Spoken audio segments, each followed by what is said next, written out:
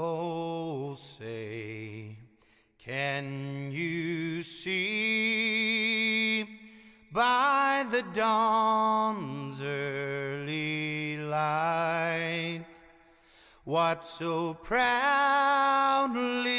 we hailed at the twilight's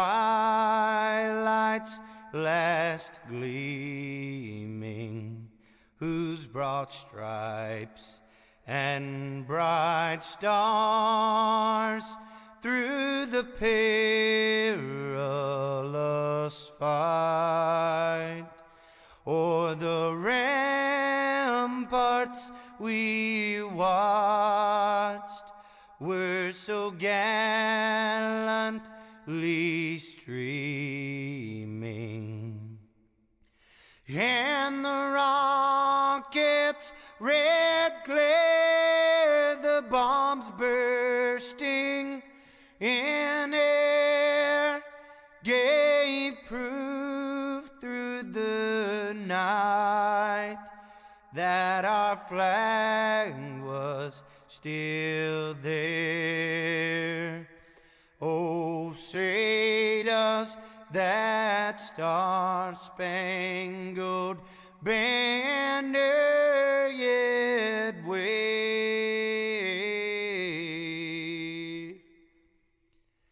o'er the land of the free and the home of the brave?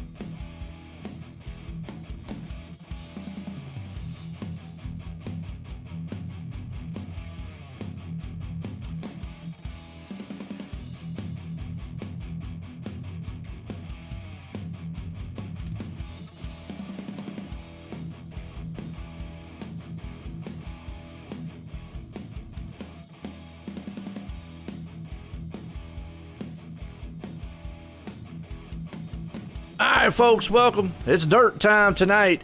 Hometown Heroes here at Eldora. And that's right, we're switching over here to the Pit Stop Podcast qualifying session and getting set to do a little bit of a dirt racing here tonight. And as always, got old John Hind up here, and I know he's feeling a lot better here tonight than he has been because he got that finally got that stone out of him, folks. And if you've ever had one, you know. So, John, how you doing, man? Feel a little lighter, I guess. I don't know. I feel a lot better than what I had the last couple of weeks, but glad to be back here and glad to be at Eldora. Looking forward to a fun evening. Going to be capped off with an enduro race tonight. It is. You know, we got our 305, 360s like normal, but then we got that big enduro race. It's going to be a straight-on race, no cautions or anything. It'll be interesting. So, well, in the meantime, and folks, I apologize right now. I don't know what's going on with my trading paints, but for some reason, I've started it, stopped it, and brought it back up a couple times, and it seems like it's not updating. I don't know if it's on their end or my end or what. So if you're not seeing the paint jobs out there and you're seeing white cars, that is why. Maybe it will update on its own. But nonetheless, as always, John's out there on the track. He's going to give us a little heads up on what these guys might be expecting, or maybe some spots that they can get a little advantage on.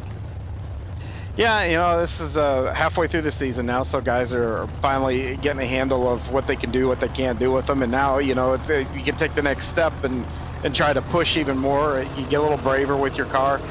One trouble spots that I've been seeing here, and it's actually been a lot here, and I think a lot of this has to do with the new track surface and the extra grip.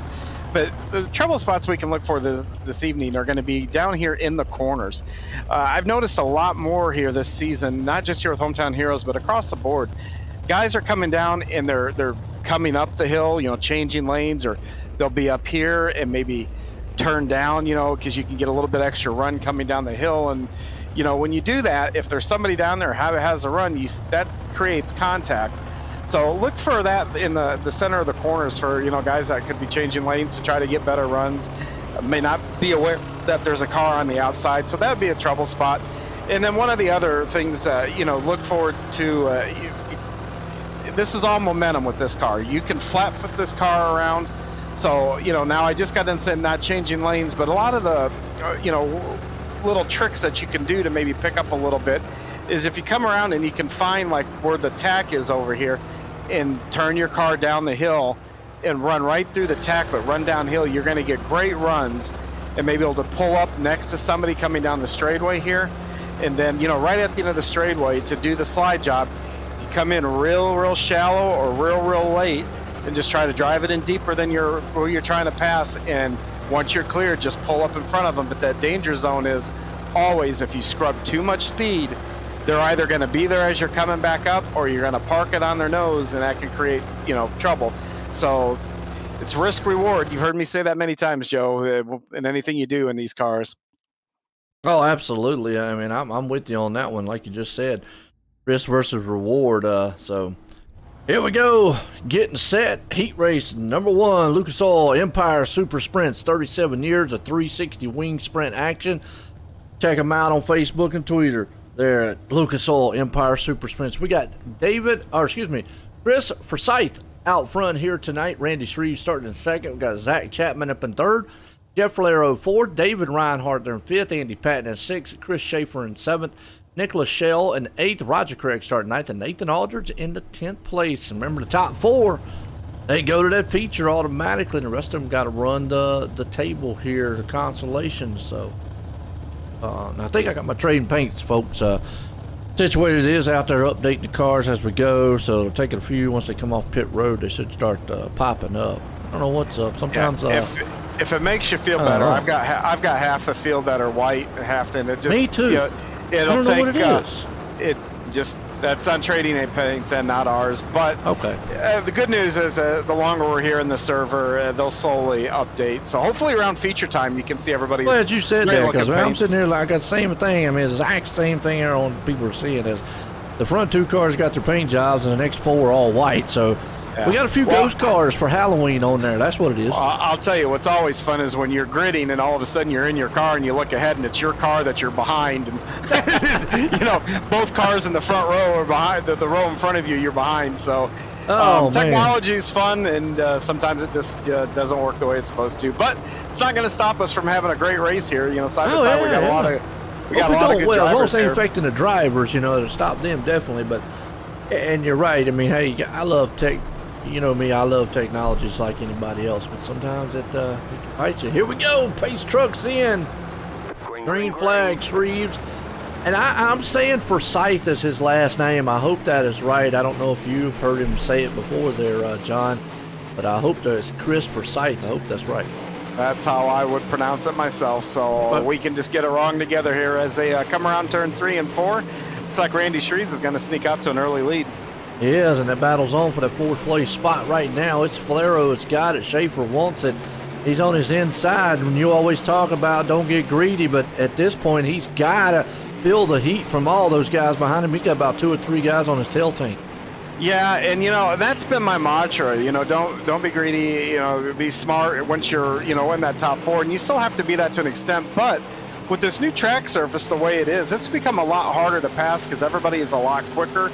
Especially in the corners, everybody's maintaining pretty close to the same speed, so passing is much more difficult. So you do want to see what you can get here. Starting the further up the field in the future is very important nowadays. Absolutely. You see the battle for the lead, the battle for second, third, and you see Jeff right there. He is on the back end. Now he's got heat from Schaefer, but third, that looks like that's third and fourth place, and the reason is because Jeff's having to press the issue here because he's got all those other guys right behind him. Yeah, and you always want that little bit of a buffer too, so everybody's on their own agenda though. Some guys, it's just, hey, go. When that green flag goes, that's what they do. They go, and there's no right or wrong way to approach it. There's different ways and it works with different drivers and how aggressive they want to be.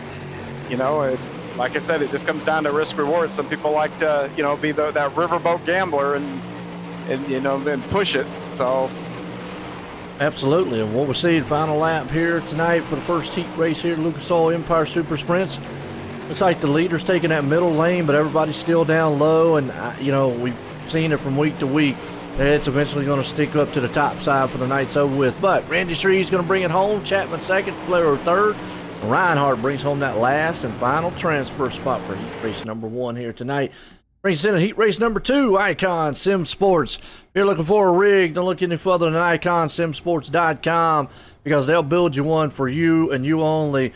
That one of a kind out there. So check them out at iconsimsports.com. We got Bob DeGood out front, Trent Verstraeten in second, Joe Canellis in third, Dan McLaren fourth, GJ Boydell in fifth, Jack Clevenger there in sixth, Bob Curtis seventh, Gary Taylor in 8th, Dylan Shreves in 9th, and Brian Moore Jr. rounds the top 10. As we get set again, the top four go to that feature, and the rest of them got to go to the consolation. Yeah, and you definitely don't want to do that. We've seen crazy things happen in those. But I do want to give a quick shout out to the pole sitter in this race, Bob DeGood. He's got himself a little momentum last night. He finished on the podium in our midget race that we run for our Topless Tuesdays. And, so I'm sure he's feeling pretty good here. Now he's on the pole, so hopefully he can keep that streak going. Absolutely. Gotta get that momentum anywhere you possibly can. Appreciate everybody tuning in. We're live tonight here on the Coast to Coast Racing Network on YouTube, NOSR Network on Facebook. Hit those likes and shares out there. The league definitely appreciate it. Check us all out at c2crl.com. That's c2crl.com. It'll give you all the information on what's going on here at the Cool Rays Coast to Coast Racing League. And folks, it's going to be a good one. We got a hometown heroes here tonight getting set for Heat Race 2. Yeah, and just a reminder to the folks, we do invert, so the fastest guy in qualifying is starting in the second row on the outside here with Dan McLaren. Absolutely. Here we go. Pace trucks in. Green flag. Heat race number 2, and RC 3 wide for that fourth place spot. Yeah, going for it right out of the gate. Man, almost 4 wide there. Now, it's wide enough here at Eldora to get that done.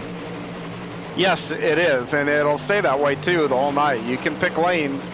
It depends. Some of them will work better than others, but you can pick them.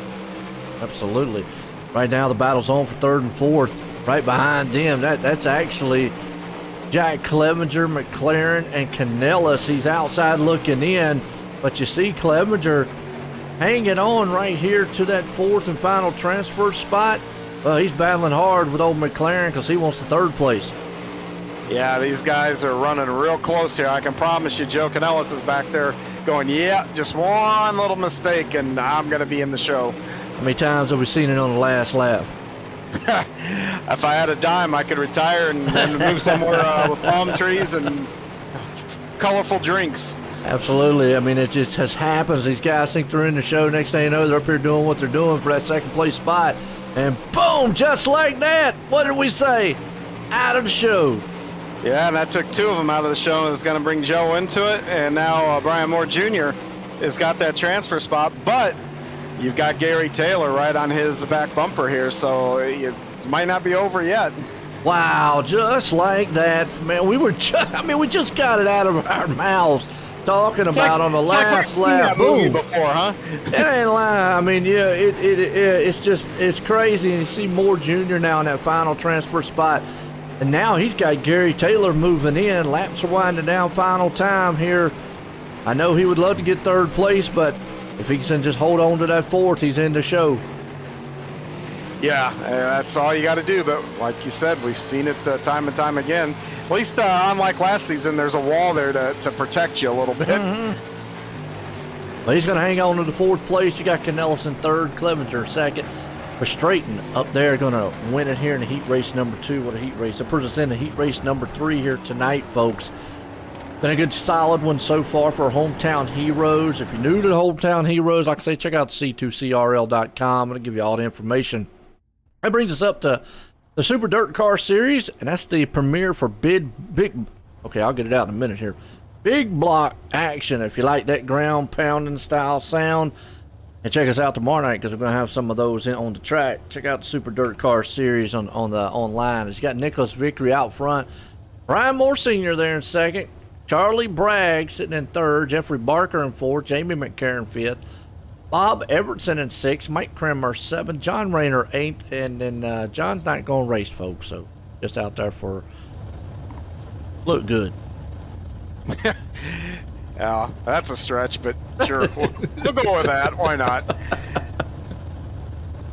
But, you know, we got pretty good racers here in this one, too. I mean, Nicholas Vickery, who's on the pole here, you know, he's a former Hometown Heroes champion, you know, so we know he can get around. Brian Moore has won races here. Jeff Barker is a Renegades driver, you know, so not take away from anybody else. This is kind of a little bit of a stacked heat race, so I expect sparks to fly on this one, too. Gonna be a good one here tonight, folks. So, heat race number 3 here, Super Dirt Car Series. Woo. Hometown Hero stuff has brought some great racing. Yeah, it really has, and I think it's just a neat concept to go back to the same track. Guys can get familiar with the track, get familiar with who they're racing, and I do think it really does help the product on track. I think when you can kind of plan for things and you know what you got, the car doesn't surprise you as much, and that leads to good racing. Absolutely. All right, here we go. Set up here, going to go 2 by 2. Vickery, Moore, Barker, Bragg. Top 4.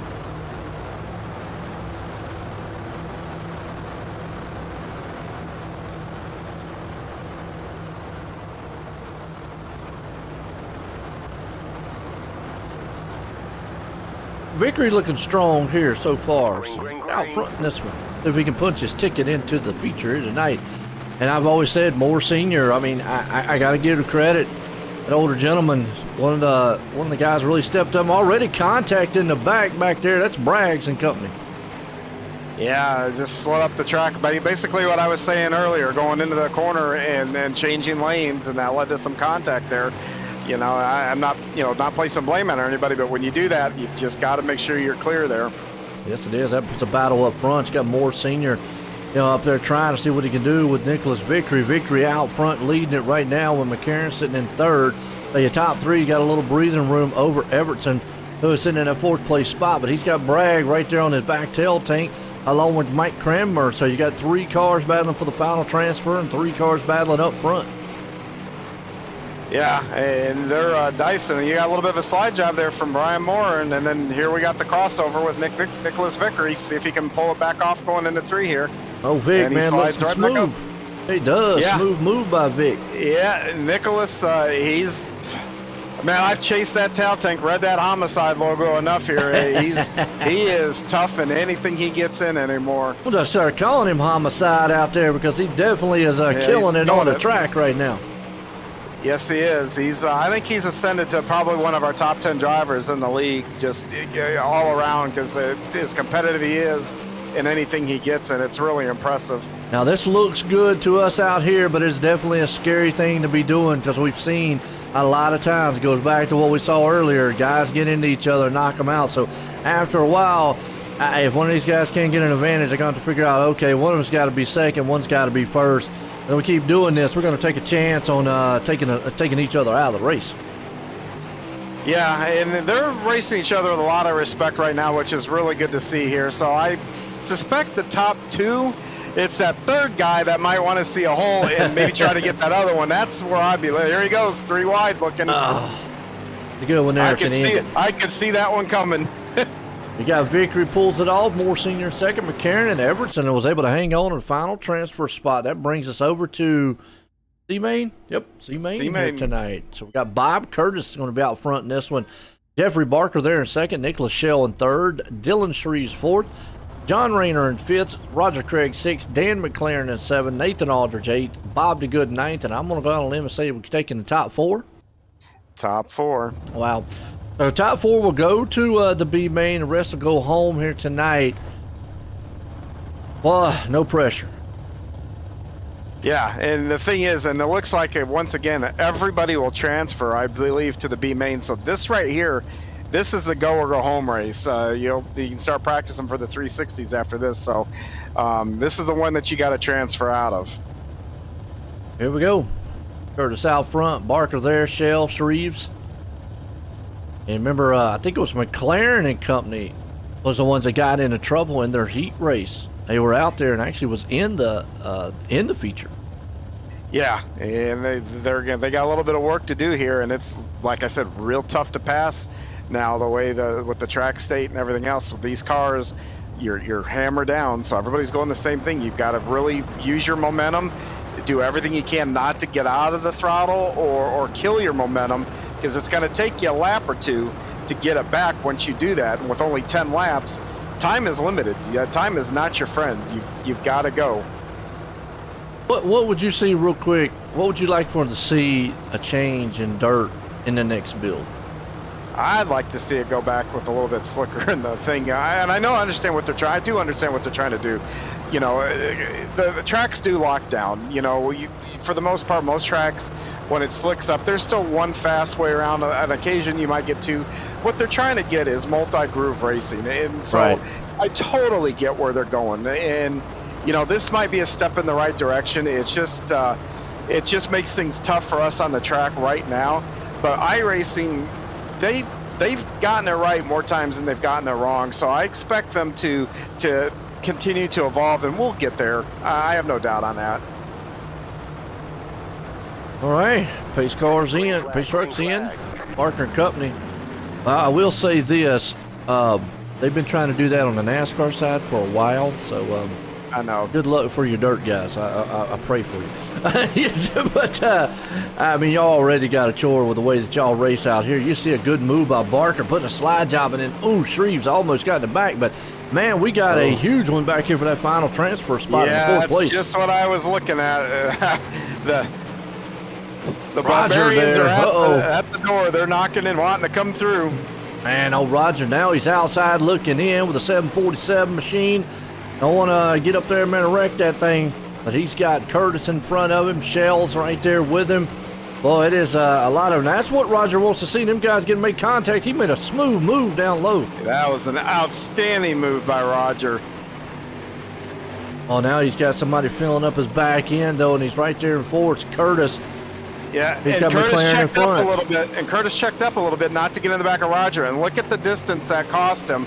And now Roger gets a little high, so he'll probably be able to bring it back in, but it's going to take him 2 or 3 laps now to bring that back in.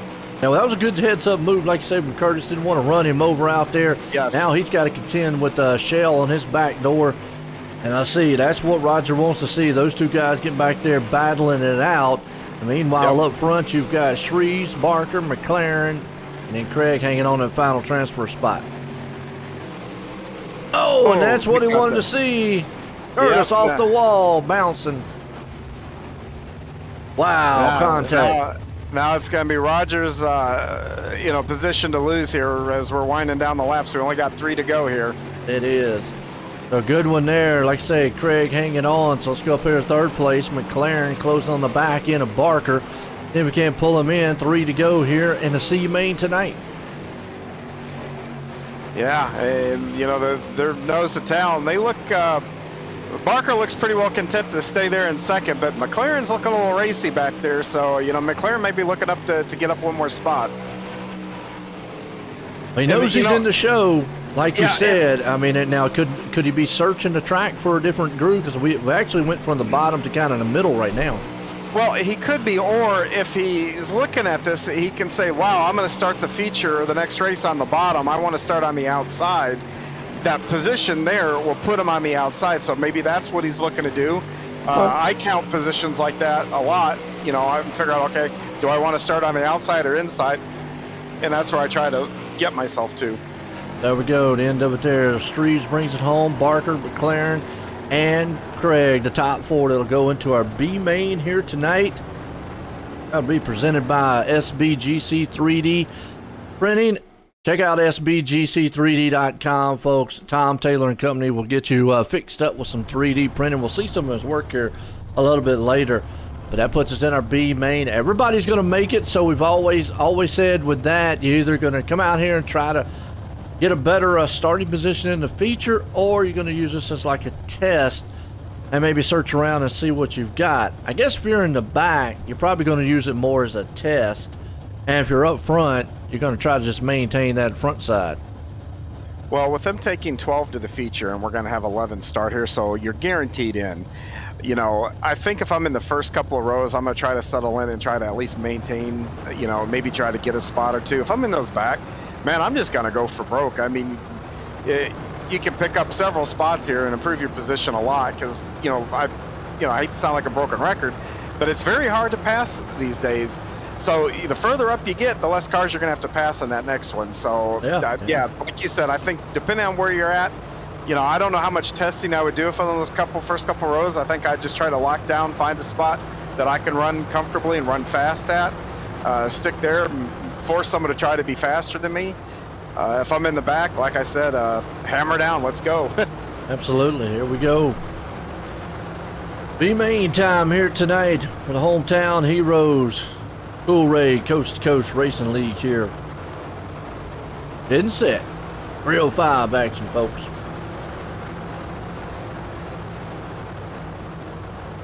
Eldora. I like this track. It's a really racy style track. It is. It's nice, wide. Guys have options to do things, so it provides a pretty good show. Green flag, pace trucks in. You got Schaefer, Taylor, Braggs up front. You already see them 2 wide all the way back throughout the field. 3 wide up front. Oh, who was that? That was Taylor gets took out. He's upside down. As the Talladega big one. Now we're spread out. It happens on dirt, folks, just like anything. The action's fast and furious. I always say if you blink, we're done with the race. You go in the next room and, well, we're in next week already, but right now you got Schaefer out front. He's got a pretty good lead over Bragg and McLaren. McLaren to the inside with a good slide job. Yeah, and the good news for all those guys that had trouble there on lap 1, they're in the show. So, you get the back, get your head cleared and then come back and then, line them up and do it again. Comes Braggs back to the inside. They're switching it around. Looks like he's going to stay down low, not been able to complete that slide job, but he was able to make it look good. Oh, McLaren touches the wall a little bit. Yeah, heck of a battle for 3rd, and then also back, with Roger and Greg Boydell. So, there's a couple pockets here of some good racing going on. Throughout the field, little clusters, like you said there. You got Braggs And McLaren, that's a battle for second, third. Here comes third place man for Scythe. He's going to come up here and see if he can't get into this show a little bit. Yeah, right now you can have a lot of fun here and try different things. Try a little bit of contact there for fourth. You know, see what your car will do, see what you can get away with. Now with the field spread out like this, you can go searching and try things.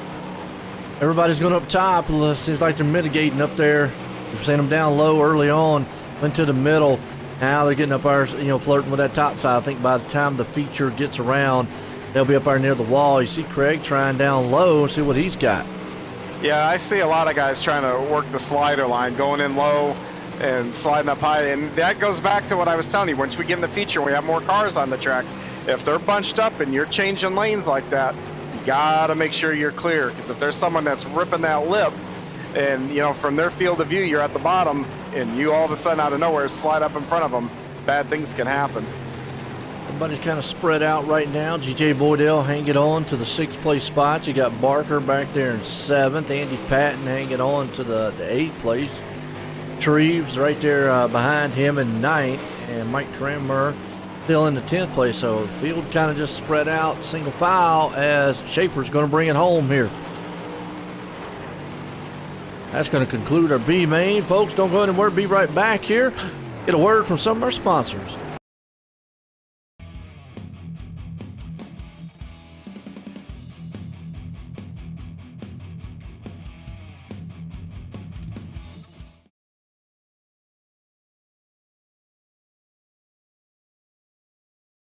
People want to have a one-stop shop. They need us for now all these different services, not just the heating and air side. When things are going wrong, you want the company that's going to be able to get things done as fast as possible for you. Today we're going to be in over 600 homes.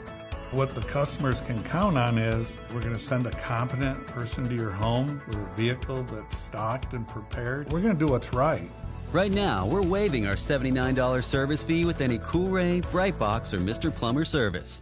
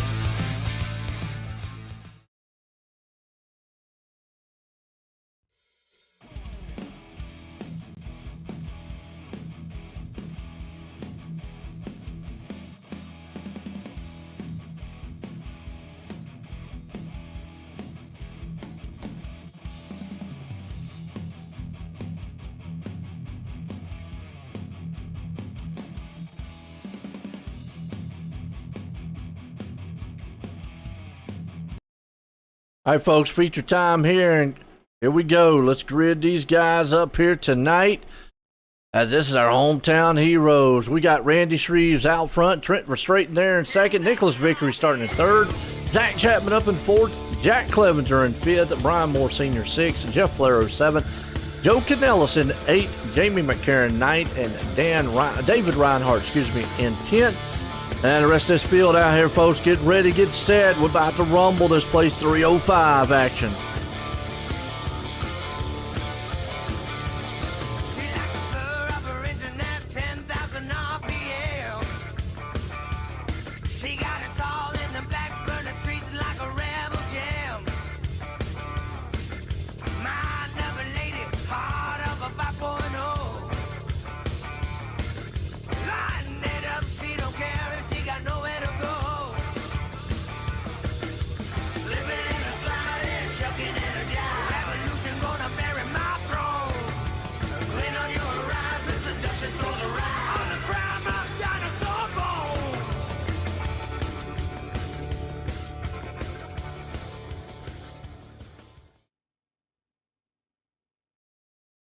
All right, get set. Here we go. Pace truck lights are off. 305 here. And you know, one thing I didn't think about, there's an enduro race tonight, so you probably want to race guys clean, because you know what, later tonight, they might be able to come and get you back. You're right. That is true. Here we go. 20 laps. Feature time here. Green flag. You already see them fanning out. 3 and 4. Oh, we got a big wreck in the back. Wow. Yeah, it looked like somebody caught the inside wall and bounced, man. They're They are still flipping. tumbling. My dog in the background. Sorry, folks. He thinks there's something going on. But Jamie McCarron. Go back on the Malcolm Mills replay here. See if we can't get a better shot.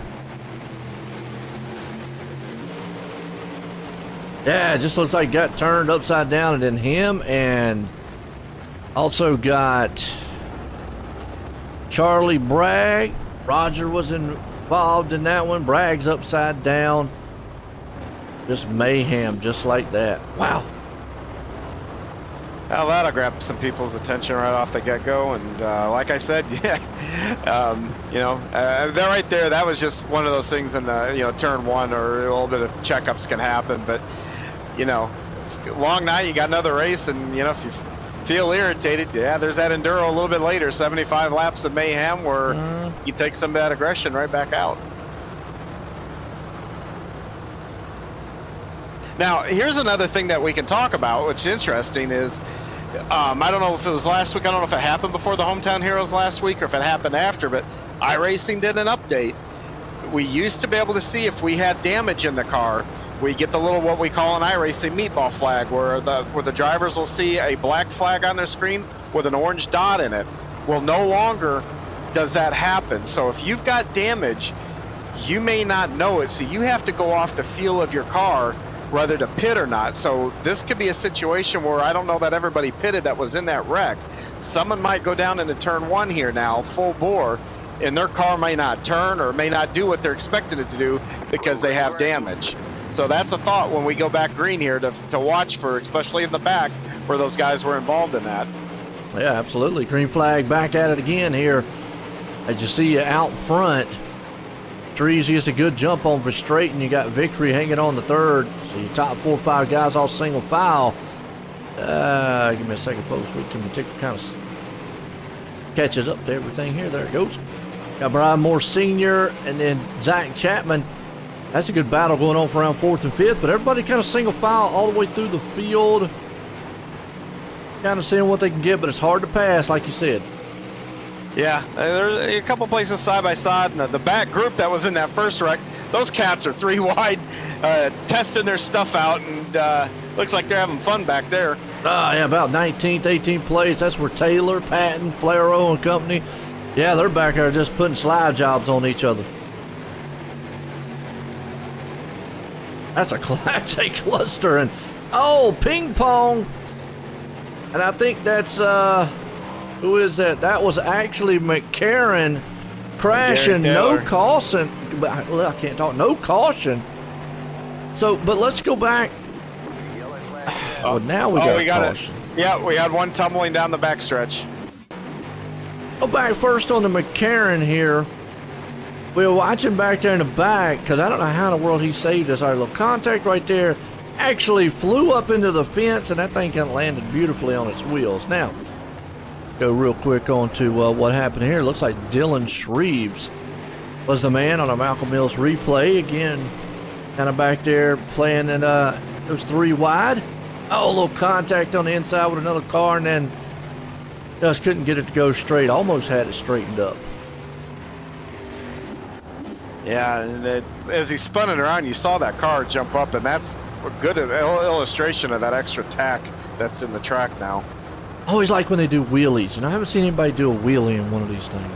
Well, I'll tell you, Monday night, now granted we were able to put our own sets into it, but man, I was lifting that left front tire up off the corner at Kokomo quite a bit, more than what I had done in the past. So in the midget last night, I know I saw some guys wheel stand it in the midgets, but you know, they're much lighter than what these are too. So I think when we go somewhere like a Fairbury or something like that, you'll see them in these cars. These cars probably not, but look for it maybe a little bit in the 360s after this race. Okay. Yeah. I like that when when they take off and they just kind of do like a, it's just a wheelie. It looks cool. I mean, I've seen it several times, like you said, but here we go. Single file restart out front. Randy Shreves along with Trent Verstraeten. Green flag flies. Everybody's single filing out. Top 4, about 5 or so. Go around about the 6th and 7th place spot. They're already fanning out 3 wide there. And then, like you said, if you go back even further back here, them guys are already back at it again. Yeah, they didn't waste any time back there. Wow, just having a lot of fun. That's Taylor, DJ Boydell, Shreves. So got a lot of action going on in the back. A little bit of action there in front with Jeff Falero, Bob Evertson, and you got Barker, Moore Jr. in the mix. So we got kind of these little clusters. Right now. Yeah, clusters throughout this field. Verstraeten took a big look below Shreves, and he's doing it again over here in 3 and 4. He's making that bottom work. Yeah, he's right there in that bottom lane. Maybe something that's going to come in here late in this feature as we got 11 laps to go. He's down low. Can he put a smooth slide job there on Shreves? He's got his nose out front. Man, Trent has got it just on a rail down there. He's doing an outstanding job. We seen this last week, and I think me and Vic was talking about it here, that down low actually came in later on, and some guys, if they just know how to run that low line, can get it done. And right now, Verstraeten's doing an outstanding job. Yeah, he really is. It's very impressive. You've got Randy Shreves there on the top side, but he's holding strong, and he's getting that momentum coming off the turns. That's why he's able to hang on right to him. Meanwhile, behind him, Levenger's got his own work cut out because he's got Vickery trying to work over him with Moore Sr. But those top 2 guys, I mean, Verstraeten's still holding strong down low. Yeah, they've been side by side now pretty much since we've gone back green. But the good thing about this is it's giving each other their own room. Yeah. They're not crowding each other on the track. I'm just curious to see, coming out of turn 4 in that final lap, is that outside lane going to have the momentum to push by? I mean, you can see Verstraeten right there going in and through the middle. He's able to hold on and maybe, get out front. But it just seems like that top side coming out of the turn, that momentum just shoots right by him. Yeah, Shreves beat him to the line here. So, I mean, that's what you're going to be looking for here as, we're going through this. See that right there? They're real close. Yeah, it's going to be a drag race. They keep this up. 4 to go right now. Outstanding battle for the lead.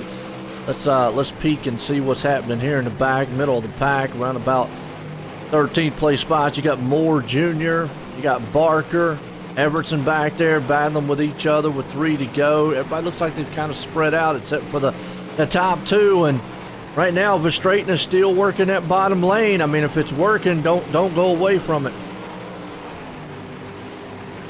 Yeah, I mean, it really, really is. Both of them are hanging on. I really don't know who. I mean, I guess right now Randy Shreves has the advantage because he's beating him to the line. But Trent's thinking about slide almost job. with the slide job there, but you saw him just scrub that speed coming across the slick. Maybe that's what the movie needs, coming out of turn 4, the final lap. Here he goes, but he's just not quite close enough. Turn 4, 2 more times, but it's going to be all Shreves going to hang on to it, but Verstraeten gave him a run there at the end. Good race here for our feature tonight for our 305s. Outstanding race. Those guys put on a heck of a show. What a good finish to that one, folks. Well, don't go anywhere because we got 360 wing sprint action, but we're going to get a word from some of these top 3 guys here real quick as we'll get these guys up here. Jack Clevenger, Verstraeten, and Randy Shreves. We can find them.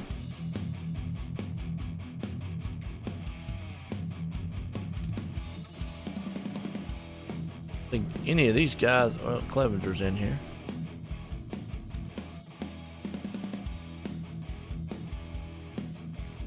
And Verstraeten.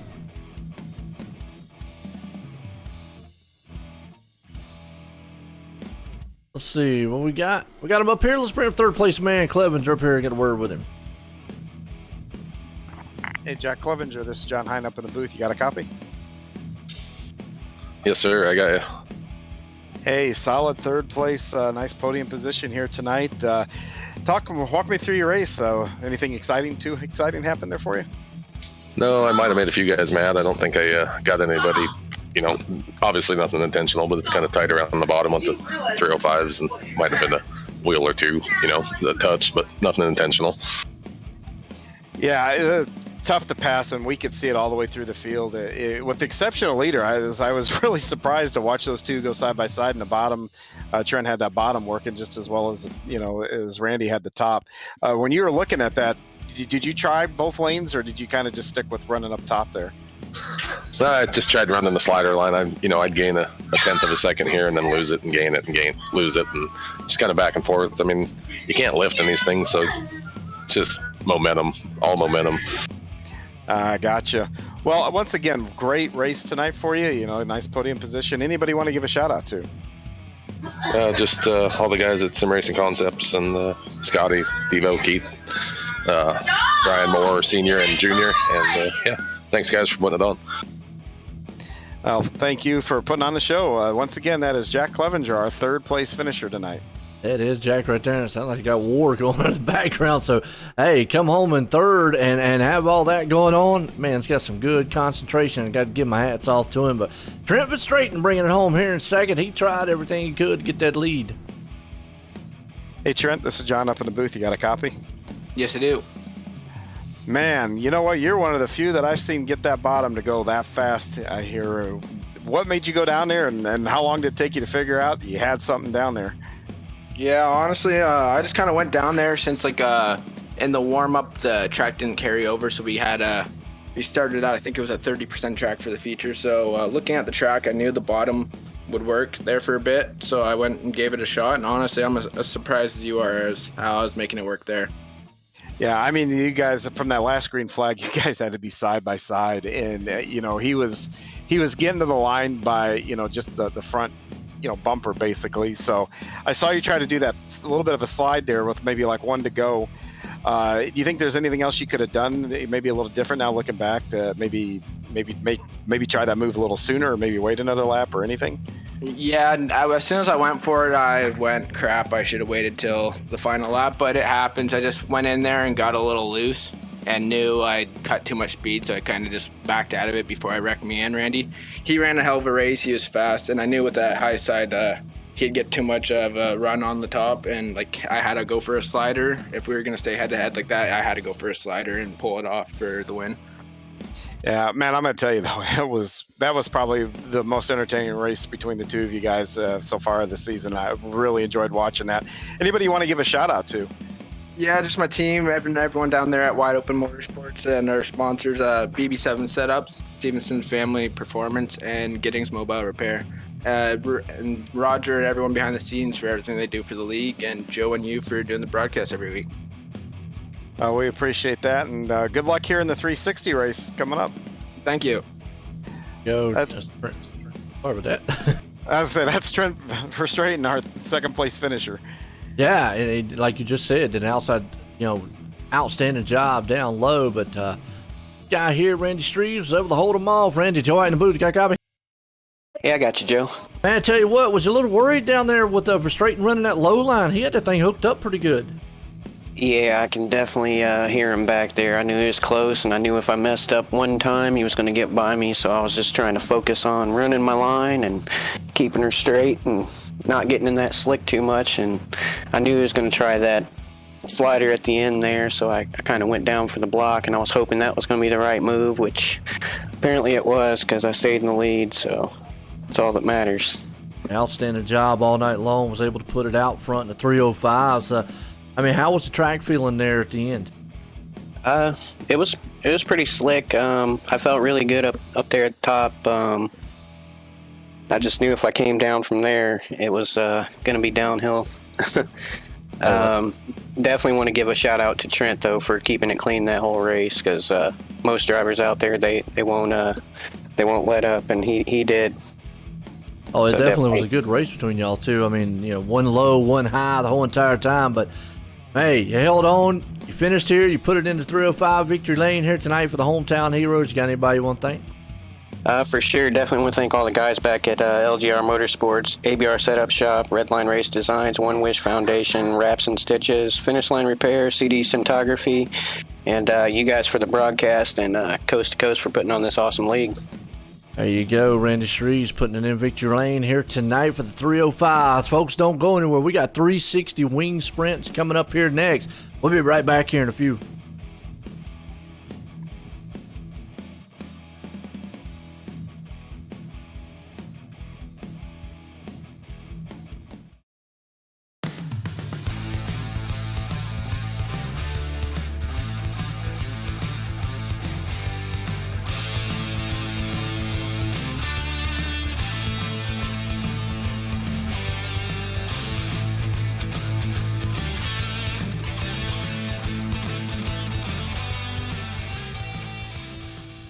People want to have a one-stop shop. They need us for now all these different services, not just the heating and air side. When things are going wrong, you want the company that's going to be able to get things done as fast as possible for you. Today, we're going to be in over 600 homes. What the customers can count on is we're going to send a competent person to your home with a vehicle that's stocked and prepared. We're going to do what's right. Right now, we're waiving our $79 service fee with any Cool-Ray, Brightbox, or Mr. Plumber service.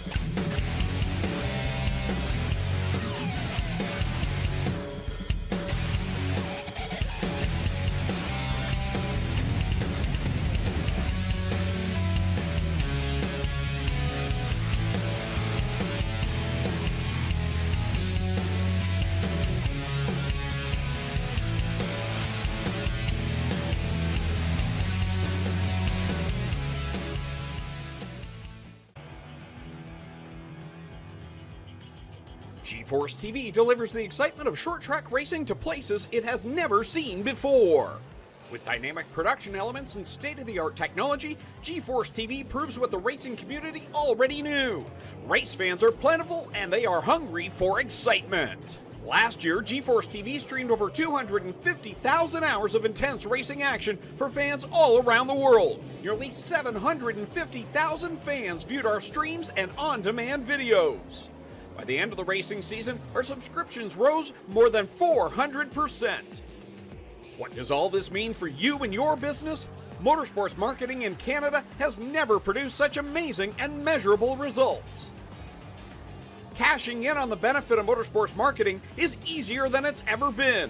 Work with a team, work with a speedway, work with a series, or join the excitement directly with us at GeForce TV. We are excited to see you all back at the races. But until then, see it all on GeForce TV. Subscribe today for free at GeForceTV.net.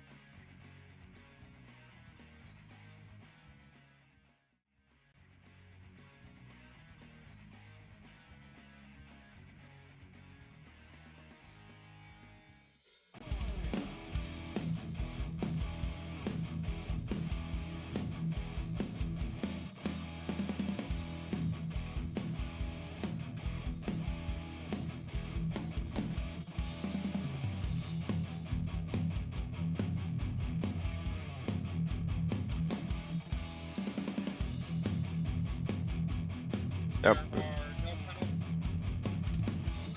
All right, folks, we're back here. 360 wing sprint action here tonight for the hometown heroes. Bull Ray Coast to Coast Racing League here tonight. Check it out on the C2CRL.com. Guys are out there practicing, about ready to get their drivers meeting underway. John, what do you think we're going to see in these 360 cars? Well, we've got kind of some of the big dogs have come in here. You see some names that weren't in the last one that got a lot of pace to them. Even our quasi-celebrity, Kyle Moonen, who I believe is still in a transfer position, I think the last I heard anyway, to make the World of Outlaws, the prestigious World of Outlaws here in iRacing. So we've got some good competition to go up against here tonight, and I think this is going to be every bit as entertaining as the first one. We've got a little more power to play with, so I think you're going to see passing just as much, and hopefully we can end up side by side like what we saw in that last race. That was just such a fantastic race to watch. Well, that's going to shoot us on over here to our Pit Stop Podcast qualifying session here tonight. Getting set. You racing this one? Yes, sir. Okay. Well, let John do his qualifying run out here. See what these guys can come up with. Listen to some of the sights and sounds of some of these awesome 360 power teams.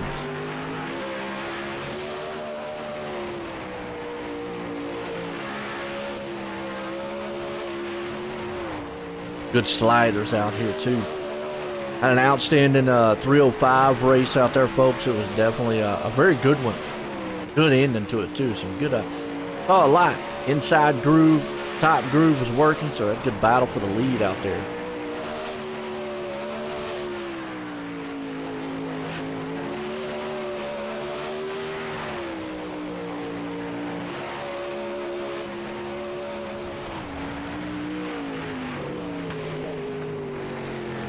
Yeah, and boy, I tell you, just the track conditions that it is right now, after doing that, made a small mistake and turned in right on the slick, and I think that's going to cost me here. So, but, you know, to go over the track again here, what to look for, the same thing here, you know, especially in this, everything happens so much quicker. So, you know, we saw it a few times last race, you know, about, you know, being down here and changing lanes, whether it's to slide up, or you know, or drive down the hill to try to get that run. You know, guys, when they do that in the center of the corner and they're not clear, that you just have that contact. So it's just so important to make sure that you know where the guys are. You know if they're going to get that run. We saw last race, in fact, the last, you know, next to the last lap there, we saw somebody lift because they realized they're sliding up and it was gonna, you know, he's gonna get into Randy. So Trent did a really good job there of recognizing where people are as he got down here and was coming up. He knew where he was gonna be, and you know, you've got to do that.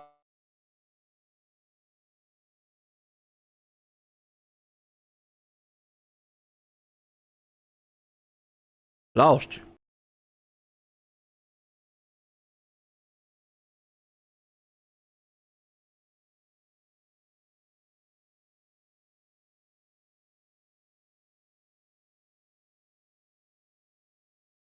Folks, not sure what happened. I don't know if it's on my end or his end or what. Okay. Not hear me? I got you now. Okay. That's crazy. I don't know. What I was saying is, by the end of the night, we're gonna be right on that wall, and it's gonna take pinpoint driving and throttle control to go fast. So that's probably the important part there. It kind of blinked out there for a little bit. So, like I said earlier, technical difficulties. What happened? I do have a bad quality bar. It might be a Discord thing too. So mine does that every once in a while. Blinks down, back up. But hey, either way, nonetheless, we're going here to heat race number 1, Lucas Oil Empire Super Sprints. 37 years of 360 wing sprint action you're about to see here tonight. And check them out on Facebook and Twitter, Lucas Oil Empire Super Sprints. We got Kyle Moonen out front, Joe Canellis there in second, Randy Shreves in third, Stephen Golden fourth, Kevin Fry fifth, Nicholas Vickery sixth, Gary Taylor seventh, Nathan Aldridge eighth, Jeffrey Barker ninth, and Jeff Hawthworth. I know I'm probably mispronouncing. Yeah, Hawthworth. All right. Yeah, Top 4 go to the feature. Yep, now my quality bar is back to normal here. Yeah, but don't also forget we do invert, so the quick guy in the qualifying is starting second row on the outside here. So that second row, it's got the 2 quickest guys based on qualifying. So hopefully we'll see some passing here to start us off with. All right, here we go. Lights are off on that pace truck. Getting set to go, Eldora style 360 wing sprint. Guys got a little bit more power in these, so maybe able to throw a little more of a slide job, so to speak, on them. Yeah, and like I said, it'll happen a lot faster, and they can drive in deeper with that more. You have more momentum, so actually pulling a slide job in these cars are a little easier than doing it in the 305. Here we go. Pace truck about to duck off. Moon and Canellis up front. Pace truck's in. Green, green, green. Green flag. We're racing here at Eldora. Look, I rebound for that third place spot. Yeah, they are. Second, 3 wide for second coming out of the corner, and you could just see those cars take off a whole lot different than the 305s. Ooh, Fry gets a little bit of contact on the inside. That puts him about 2 and 3 wide. He's able though to hang on and get up to third place. Meanwhile, Shreves is back and forth. There was Stephen Goldner, who Shreves gets hammered, and then we got a car upside down just bouncing off the track. Yeah, that was a really hard hit there. Those guys are going to have to now press their luck in the consolations here. That puts Vickery in the final transfer spot with Fry there in third, Canellis in second, Moonen out front. Now Stephen Goldner, another heavy hitter, outside looking in. He wants that last final transfer. Let's see if he can get up there and get it. Yeah, time running down. He's got about half the race to get up there and try to take that spot from Nicholas Vickery. Vic's trying to see if he can't close in on third and maybe help himself out a little bit. Yeah, you get that buffer. Trust me, you breathe a sigh of relief. If you're running fourth, you move into third, and you realize, hey, I'm not on that hot seat. It makes a difference.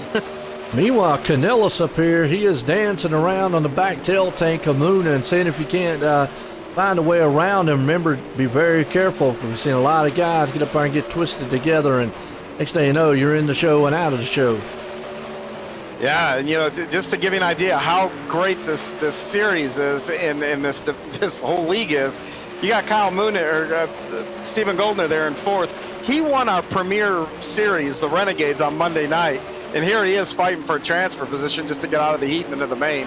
Oh yeah, a lot of heavy hitters in that top 4 right now. Coming out of 4 though, final time, going to take the checkered. It's going to be Moon and Canellis, Fry, Vickery, the top 4 going to the feature. Excuse me, folks. That'll bring us into heat race number 2 here tonight. That was a solid heat race number 1 there.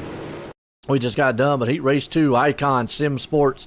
You're looking for a rig just one of a kind and built for you. You don't look any further than iconsimsports.com, and they will definitely get you something up and running. Check them out at iconsimsports.com. We got Brian Dickens out front. John Hine going to start second. Sean Bowers in third, Jeff Flero there in fourth, Bob DeGood in fifth, Mike Kramer sixth, Jeffrey Kemper in seventh, G.J. Boydell in eighth, Brian Moore Sr. ninth, and Roger Craig's going to round out that 10th place spot. So, well, John, you got a good starting position in this one. Yeah, it's just important to capitalize on it and hopefully serve here and get in the top 4 and go to work in that feature. Don't get greedy. Yeah.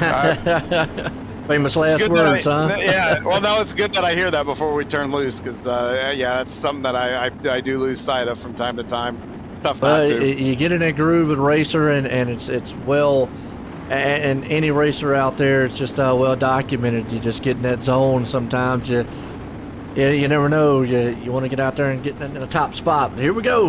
Remember, the top 4, folks, go to the feature here tonight. Pace trucks pulling them around. Eldora style here. Claro sitting in that final transfer spot.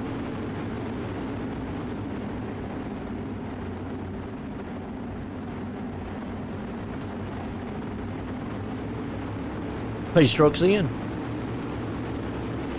Green flag, green flag. Green flag. Ooh, little wheel spin right there behind the top two, but they get all single file. It's bunched up for the fourth place. You got Bowers, Cranmer outside looking in. Meanwhile, battle for the lead. Dickens and Hine. Hine's going to switch it around, go to the inside, see if he can't take that lead away with a slide job move down low. With Dickens, Bowers is hanging on the fourth place spot. Hine's able to take it. Oh, wow. Dickens in the wall, upside down, just like that. His race got turned around. Meanwhile, in the fourth place, you've got Cranmer, Roger Craig outside looking in. He's trying that high side. He's right there on the back tail tank, though, of Cranmer. It's a good battle for the final transfer spot. Here comes the good. Oh, car around. That's Craig. Never mind. They took him out of the sky. The 747's not flying. Wrong way. He's going to have to go through the consolation tonight. That puts DeGood in the fourth place spot. Kemper right behind him. He's trying to see if he can't get that final spot. Flero is battling with Bowers for second. Hines just shooting away out front. Loving what he's seeing in his rearview mirror. Kemper's there. Got 4 more laps to get. Oh, wow. Are you kidding me? There was a car in the middle of the track. And Bob DeGood came around and then just disintegrated it. I mean, I didn't even see that car, and the next thing you know, it was there. Boom. And it almost took Jeffrey Kemper out, who was battling for fourth place spot. But what a turn of events in this heat race here tonight, heat race number 2. That puts Kemper all by himself in fourth place. So Flero now, those top 3 can do what they want. As the white flag flies, Bauer's going to move in on Hine. He'll have 2 more turns. Let's see if he slides on that inside. I think he's just going to stay right there. Flero tries the low line. It's going to be Hine, Bowers, Flero, and Kemper. But what a wild heat race and some wild stuff. We've seen some cars just go boom like that out of it. That's going to send us over here to heat race number 3 here tonight. Super Dirt Car Series, the premier big block series. If you like the ground pound and action of big blocks, check out the Super Dirt Car Series. We got Jamie McCarron out front, Jack Clevenger in second, Dan McLaren in third, Trent Verstraeten in fourth, Zach Chapman in fifth, Charlie Bragg sixth, Dylan Shreve seventh, Kurt Schatzer in eighth, Bob Curtis ninth, and Doug Lester there in the 10th place spot. And well, I tell you what, John, there was some wild stuff happening in that last heat race. Especially it was next thing you know, there was a car there in the middle of the track, and it almost cost the 2 fourth place runners the fourth place spot. It almost cost me the lead. That's just a bad deal when you come through the corner and you can't see them until it's too late. I had to get all the way out of the throttle, and that's what brought the other guys in. Not really sure what happened there, but man, from getting, hit from behind right at the beginning of that race before the green even flew, that was definitely more eventful than what I like to see in the heat. Yeah, it looked like a little checkup or something up there at the top, maybe suspending some tires or whatever on that restart. But like you said, what a wild one. Yeah, hey, you pulled it off, and you're going to the feature. Yeah, and that comes from just trying to guess when that green flag is coming out. They guessed wrong, and then, it happens. Oh, yeah.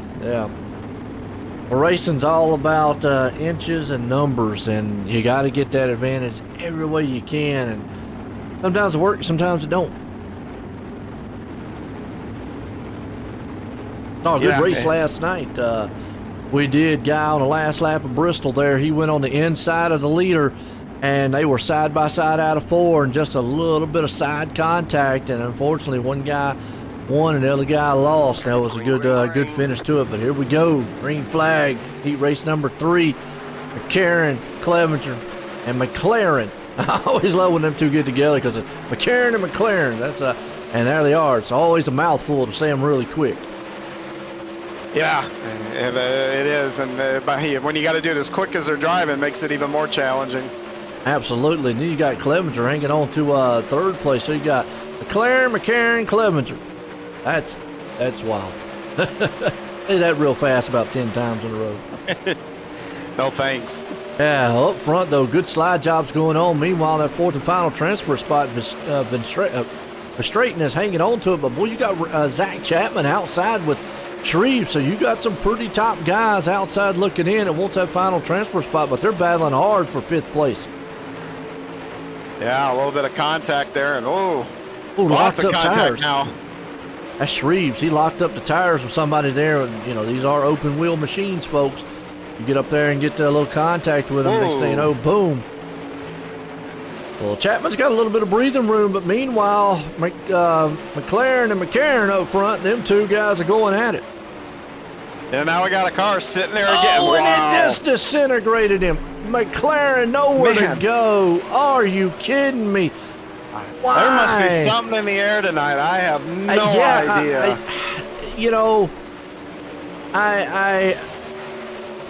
I don't really want to say there was anything that the car up there did wrong, other than the fact to maybe get off the track real quick. But McLaren just had a head of steam, and that car was sliding up the track and nowhere to go. I mean, like we've said before, you can't just turn these things and they instantly turn on dirt. And now dirt. you had third and fourth wreck each other there, and now, oh my gosh, just chaos. Boy, I tell you, that puts Lester's loving it. He's going to come home in the final transfer spot. We got Braggs in third, Clevenger. Yeah. And McCarron's going to be your top four. But what another wild one here for the heat race number 3 tonight, folks. Oh, boy. Fasten your seatbelts for the feature on this one. I'm going to tell you, that enduro race is going to get real interesting. Some of these guys see each other out on the track for that. See, that threw us to the B main, didn't it? Yep, we're going right to the B main. They're going to take 12 out of here. Well, that puts us at SBGC3D.com. B main, that is. Check out Tom Taylor and Company at SBGC3D.com. If you want to get some good 3D print work done, check them out there at SBGC3D Printing. We got Steve Goldner out front in this one. Bob DeGood, Dylan Streves there in third, Gary Taylor in fourth, Brian Moore Sr. fifth, Trent Restraint in sixth, Jeffrey Barker seventh, Mike Kremer eighth, Zach Chapman ninth, Jeff Hothworth rounds the 10th. We got 18 cars out here, and like you said, only 12 going to go. Yeah, I mean 6 are going to go home, which means watch around that 12th place position. You thought it was chippy before. Well, not only line. that, I mean, from what we've seen in the heat races, if I'm the guys back there in the back, I'm not going to, I would probably, it was just me, the way I would race it, from what I've seen in the heats and everything, I'm going to sit back there in the back, even if I'm outside looking in, because I guarantee you some of those guys at top is going to get in some wrecks. Or get into each other, or let's say it that way. Yeah, and I can, from what we've seen tonight, that's probably not a bad strategy, but at the end of the day, the thing is with this group, from top to bottom, these are all really good drivers, and you can't bank on that. I mean, these guys could not have any issues and go run flat out here and put a heck of a show on. That's the gamble with doing that. But based on what we've seen tonight, your strategy. That's what I'm saying. Just tonight, just by this. I mean, normally, it's hey, go for it, try to get that final transfer spot. But from what I've seen earlier, and then again, like what you said, hey, it could be clean and green all the way and no problems. And then, if you take that strategy side of it, well, you're going to lose out on it. But again, we go back. Racing sometimes is gambling too. You just never know. Yeah, so this should be pretty good here to watch these guys take off. We'll see how it goes. Here we go. Pace trucks in. Got some heavy hitters up front. Green flag flies. The 2x2 all the way strung out through the field. About 3 or 4 wide back about midfield. Yeah, and those guys got to go. Oh, there you go, right up front. Big wow, rack. It's a huge one. It took out Verstraeten. The goods upside down. GJ Boydell was able to make it through, but we still got wrecks. Holy cow. And that took out the 12th place man, Zach Chapman, who was sitting in 12th. GJ Boydell got it going straight, though, so now here's the thing. That 12th place spot, you've got guys back there, Schatzer, Craig, Chapman, and DeGood, who just got upside down in this one. I mean, G.J. Boydell, actually Schatzer's the one hanging on the 12th place spot, but what a turn of events. I mean, that's, are we watching dirt racing or are we watching Talladega? I'm sitting here thinking the enduro is the next race, not this one, but Now these guys got to group it together now. When you have something like that happen, you've really got to put it in the rearview mirror and focus and go back to work, because we've seen it. You never know what's going to happen. One of these other guys that are up in that transfer spots could have an issue, and if you're not there to capitalize, that's going to be on you at this point. You've got to just go back to work and like I said, shake it off. Now, the thing we got to look at, too, is Roger Craig is a lap down the first car, and he's the first car outside looking in. Again, like you said, now once it gets to about to that 2 to go mark, or actually we'll just say 1 to go for sake of math, it's really over with at that point. I mean, there's nothing those guys 13 on the back can do, but at this point right now, like you said, there's guys up there, if there's trouble, they still got hope. Yeah. And we got trouble. There we are. It looks like Zach Chapman, and I didn't see who else it was over there in turn 4. Yeah, a couple of the ones outside in, and it does put Craig up into that final transfer spot with a white flag. But Chapman's there too, but he's way, way back. He's about 7.5 seconds. But Roger Craig, all he's got to do is just keep the 4 wheels turning on it, and he's going to bring it home and go into the feature here tonight. And he does, able to hang on to that final transfer spot. Steven Goldner's going to win it here, but what a wild one. Trent Verstraeten's going home. Dylan Shreve's going home. That's 2 of the heavy hitters, but folks, don't go anywhere. Get a word from some of our sponsors here, as that was a wild one there.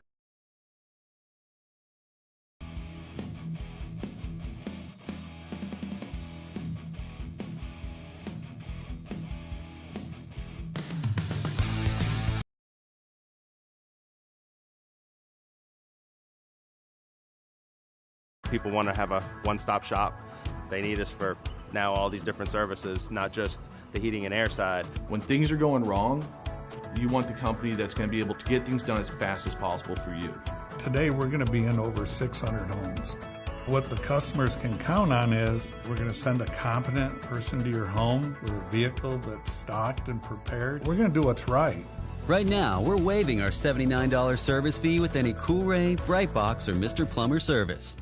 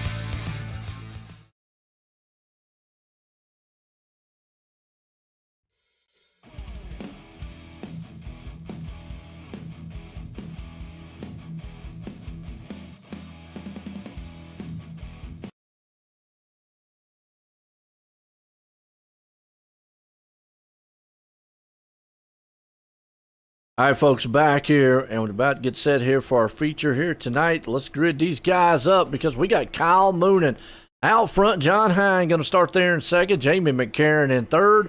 Joe Canellis up in the fourth. Sean Bowers in fifth place. Jack Clevenger in sixth. Kevin Fry seventh. Jeff Flero in eighth.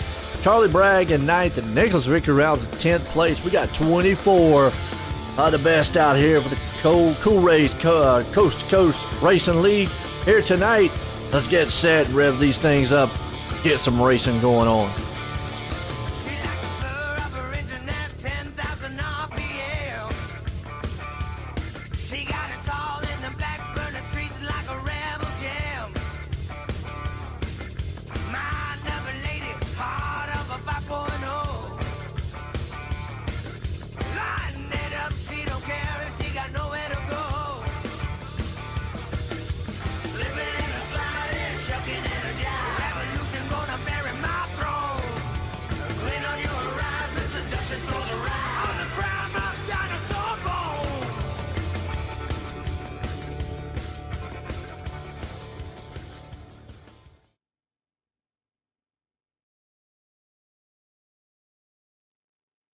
All right, here we go.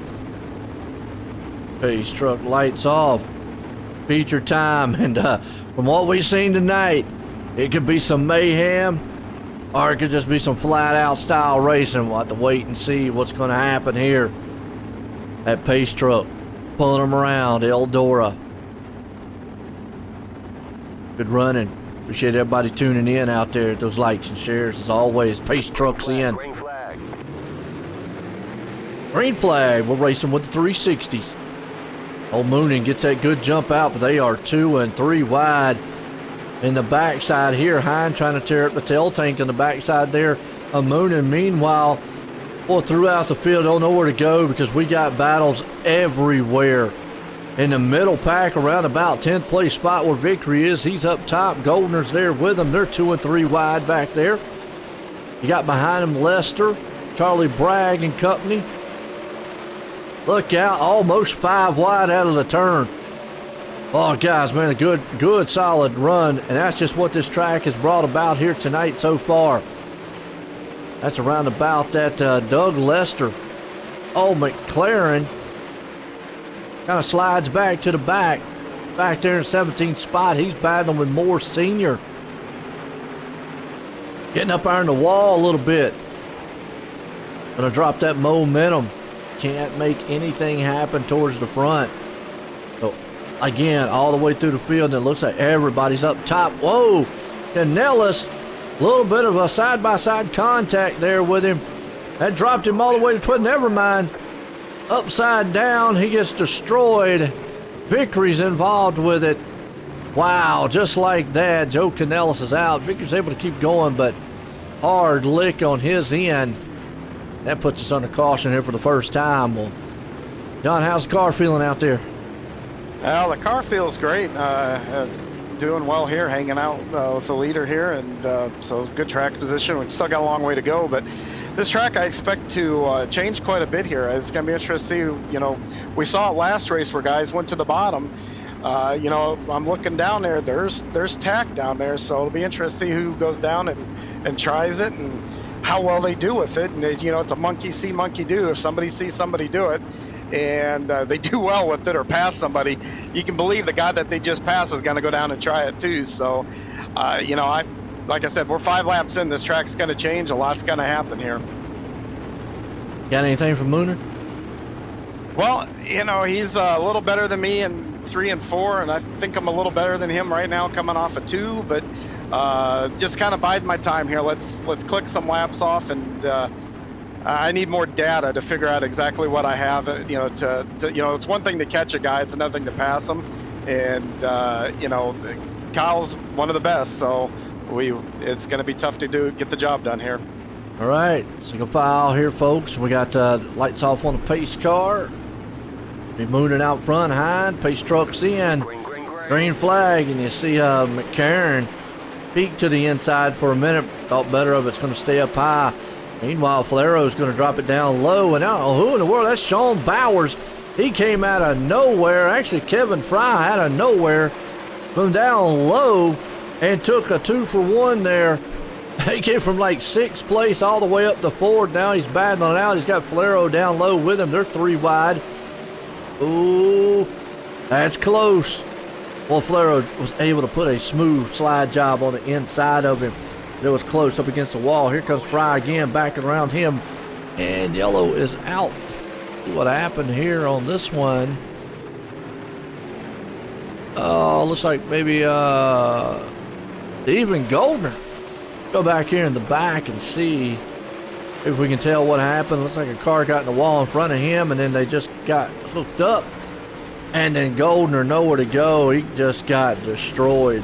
Cars right there all over the place. We got one smoking.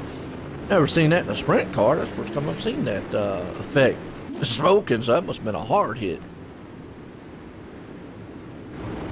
When it's smoking, that's going to make it definitely a little bit harder to go. Oh yeah, I think that's the first time I've ever seen one smoke in a sprint car. On the iRacing, anyways. And I've seen it, and you're right. You've got to hit something pretty hard to make that happen. Yeah, yeah. All right. Still trying to close in on Moonin. Did you learn anything that time? Yeah, he's fast.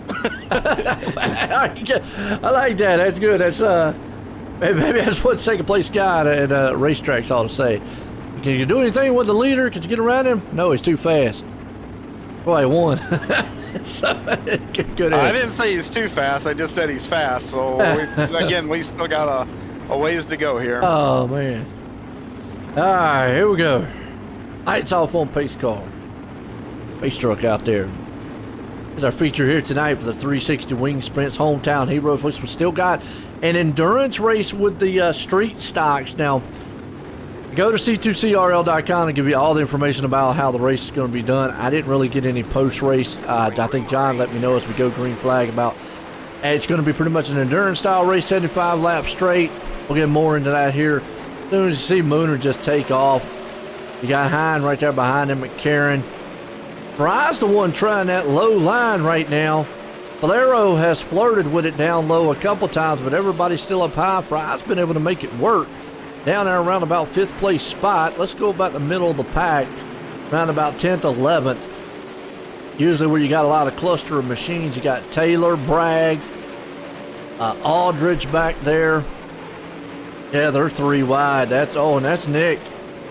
Oh, 2 cars together. Stephen Goldner and actually Schatzer upside down. We were watching it there. He kind of got hooked. Went around. So, wow. How's track feeling out there, John? Well, like I'd predicted, it's changing. The strip up top that you've got to lean on is getting thinner. You're having to work the throttle a little different, have to drive a little different. So the drivers that can adjust to that and keep their pace, those are the guys you're going to start seeing, filtered to the top. And then you're also going to start seeing mistakes happen because guys that can adjust are going to go in trying to do the same things they did when the green flag started, and they're going to get themselves in trouble. So, there's a lot going on right now. So I think these next few laps are going to be pretty exciting. And it looks like Fry's the only one trying that low line. Do you think it might come in later? Yeah, I don't see why it shouldn't. We saw it earlier. I think it's, I can look down right now. I'm looking down there. I see that strip. You can put those left side tires on it.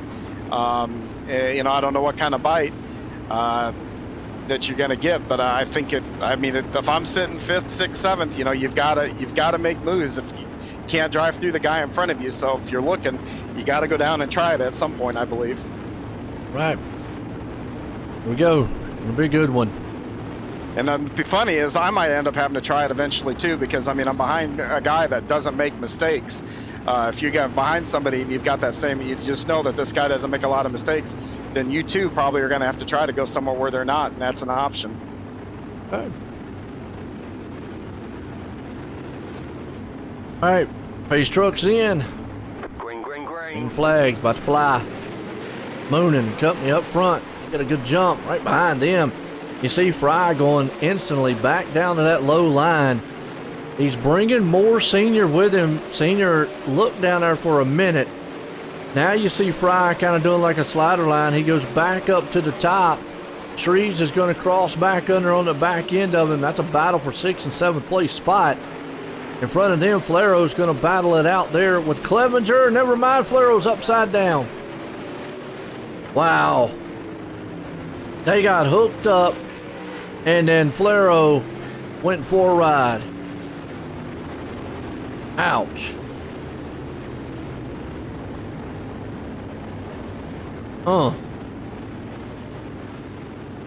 How does this affect your game plan here with these cautions, John?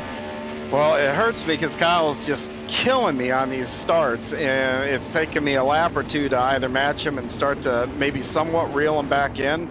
And then about the time I start feel like I'm getting momentum working towards that, and and I may not be reeling him back in, but at least I feel like the gap's not still growing a great deal. Caution comes out and it's got to reset. So, and that's pretty well true through everybody through there. I mean, rhythm, drivers like rhythm. Once you kind of get into a rhythm and can get doing things, you can start figuring things out. Then you got to reset on every caution because, when you fire off and go into one, there's a lot of things going on, guys, doing different things, lifting early, driving in farther, maybe going to the bottom. So it's tough. It takes a lap or two to work things out and go race.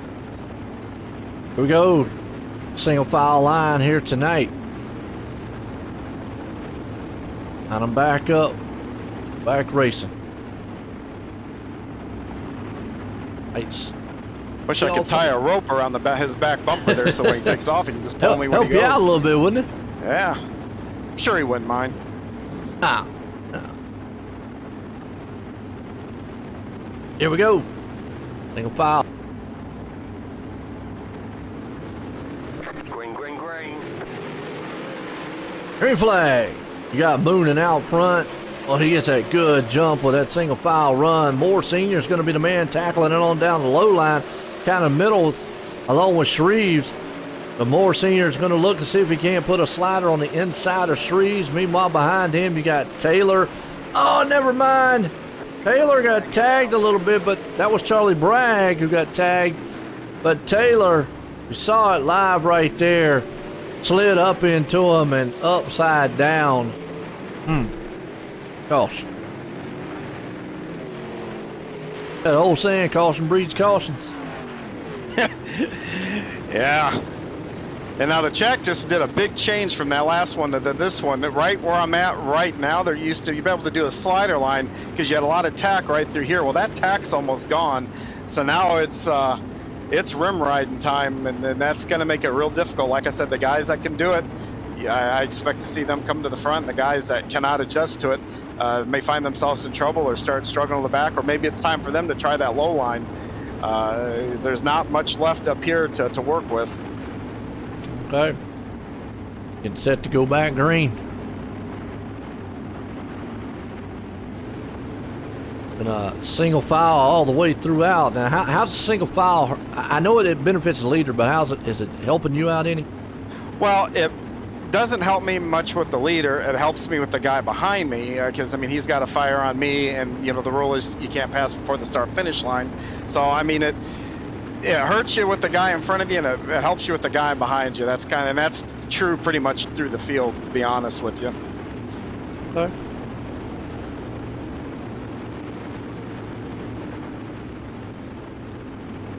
Set. Lights off on that pace truck. Appreciate everybody out there tonight watching here the 360 wing sprints with the Cool Ray Coast to Coast Racing League here. A C2C Coast to Coast Racing Network on YouTube. Also our network on Facebook. And Aaron blinking a little bit there in third, but pace truck's in, and Moonin again gets another good jump. Hines right there with him. Here comes Moore Sr. though to the inside down low. Trying to see if he can't. Meanwhile, Randy Shreve says, how you doing? He shoots it right there in the middle of him as a caution is out. Bob Curtis on the Malcolm Mills replay. We didn't see that one live, so we'll go back here and see what happened to him. Curtis got a little sideways back there in the back. He's by himself, and the car just went around, and somebody just got right in the back end of him, and then the wall just went out there and grabbed him. Okay. That's the one. That's the one thing about these cars. If you get that right front up into that wall, it's not quite as bad as the big blocks. But man, you'll climb that wall and you get yourself in trouble where you not even lifting's gonna save you.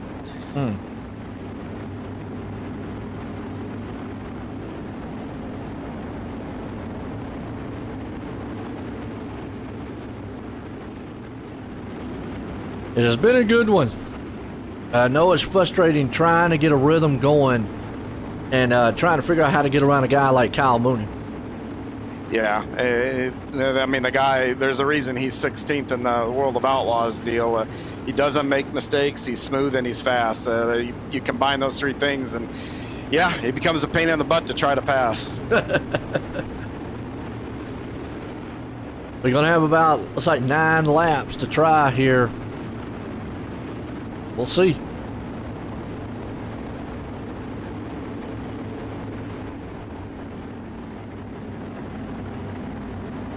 Pace truck lights off. You enjoyed it so far.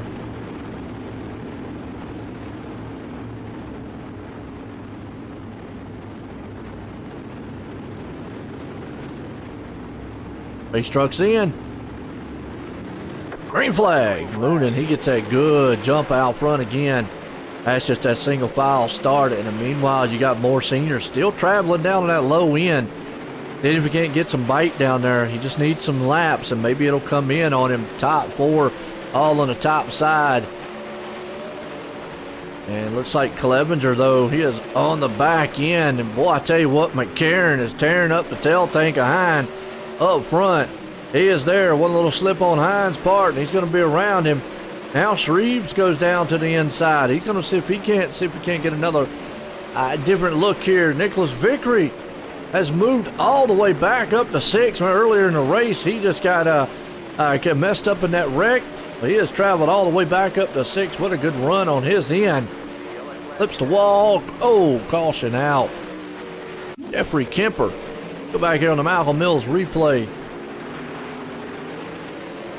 Speaking of Malcolm Mills, folks, check him out. Malcolm Mills millwright is right there. Boy, Kemper just nowhere to go. And next thing you know, about 3 cars piled up, and he's upside down in the middle of the track. So, all right, 5 to go here, John. Yeah, now we're getting there. Well, that old saying, slowly but surely. Yeah, and it's not only is that top side to give everybody an update now to what we're dealing with. Now that line up here where all this grip is right here, there's a lot less of it. It's a lot thinner in the corner, but now, especially back over in 3 and 4, it's gotten rough. So if you're up here, you're bouncing around. So you're bouncing, trying not to hit that wall. I can hold my hand out there and probably tap that wall on some of those laps. So now it's sketchy, and that 5 laps, it's going to be wild here. Yes, it is. You always know, man, the heat builds up. Temperature's right there a little bit, so here we go. Yeah, we got one more here to green, and yeah, then we'll see how we finish. Solid one either way. Even if you finish it in second, it's still a good solid points night for you. Yeah, I'm just the first loser. Hey, well, and I said good solid points night. That's why I put it. It is. It's a good solid point night, and there's nothing to hang your head about running second to Kyle Moonin. So maybe he'll make a mistake though. Yeah, and if they do, I'm going to buy a lottery ticket. I'll tell you that. There you go. Maybe I get 2 wins. There you go. Absolutely. Lights off on that pace truck.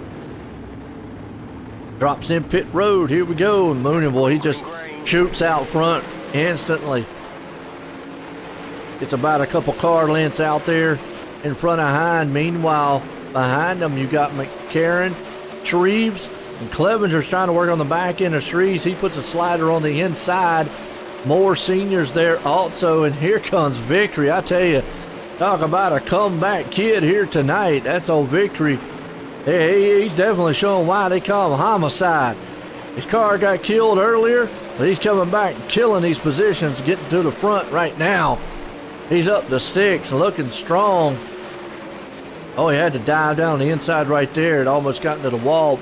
Clevenger's all over the track in front of him. Maybe that's why he went down low. And Clevenger gets to the wall. Vic had to do an evasive move, and Clevenger blinks out. But wow, that was a heads-up move there by Vic. Put him up to fifth. Meanwhile, though, McCarron and Shreves, them two are battling each other for third and fourth place spot. White flag one more time here with a 360 wing sprint. Moonen's got a good soft lead out there. Hine in second. McCarron bumps the wall. 3 and 4. Shreves up high. Is he going to be able to drive around him? Yes, he is, to take the third place and final transfer spot. What a finish to this one here in the 360s. Let's see if we can't, folks, get some of these guys up here and get a word with them. But man, Randy Shreves pulling it off there at the end. Was able to drive around him on the outside and take that third and final transfer spot. So Shreves has had a outstanding night so far. Let's see. I know he's in here earlier. Bottom, I think. Maybe not. He was one of the ones that jumped up here on me, but well, while I'm waiting on him, I know I got John up here. He came in second. John, how you doing? That's my third runner-up in this series already this season. The bridesmaid once again. Well, and you know, but you still had an outstanding fast machine out there. Like I said, I mean, running there with Moonen. I mean, how was the track, and was there anything that you might have could have done to reel in, Kyle? Yeah, just improve on my restarts. That's what lost me this race tonight. All that, and he had position, but for me to have any shot at him, I just that's something I need to probably go work on. Once I do that, we'll see how things shake out at that point. I'll tell you what, it still was an outstanding run tonight, finishing out in second. You got anybody you want to thank for an awesome finish? Yeah, I'd just like to thank everybody that's on this car, Pitside Podcast. Yeah, you go out to Facebook or YouTube or Spotify. Sunday mornings, new episodes drop. Have a listen. You can find out all kinds of things about the league and some of its drivers.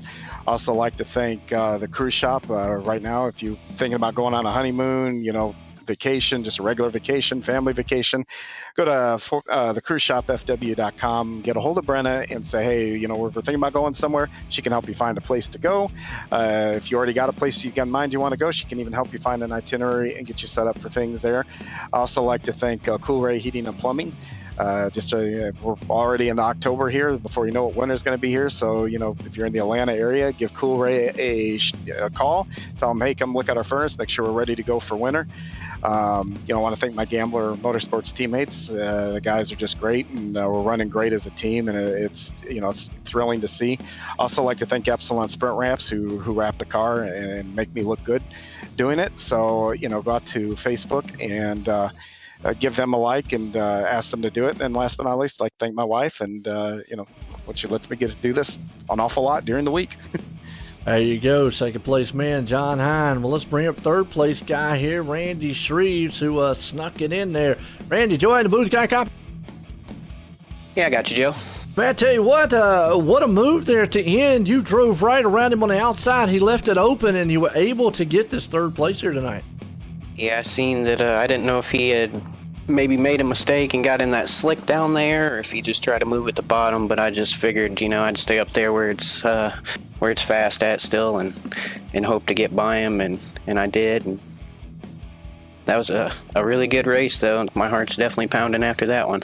Oh, absolutely, definitely an outstanding move there to bring it home in third tonight. Now, like you said, just.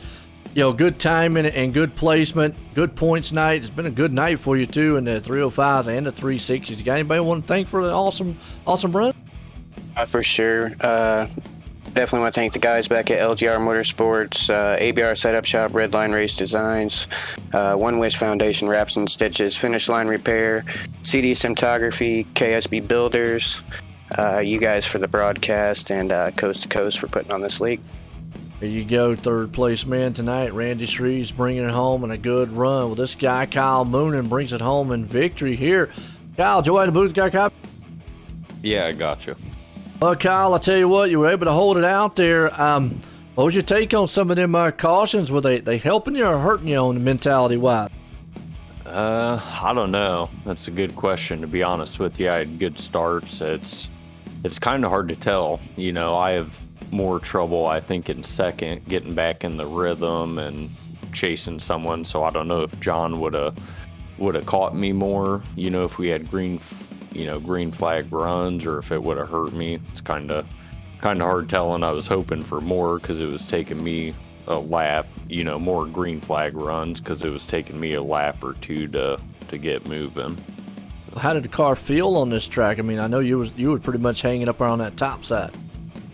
Yeah, it felt good actually. It's a little loose. I mean, if you got the wing forward, but for the most part, it felt pretty good. So it's mostly just getting it figured out through 1 and 2, and coming off of 2 seems to be the struggle. You brought it home in victory lane for the 360s. Got anybody you want to thank for an awesome finish? Just all the guys at Vanderbilt, and Ross Crenna, Velocity Race Designs, does the paints, and ABR Setup Shop, and you guys for the broadcast, and everyone for the league. There you go. Winner tonight in the 360s, Kyle Moonen, bringing it home and a good finish there. Well, folks, don't go anywhere. We're going to be right back because we got some endurance style racing with street stocks. We'll be right back here in a few.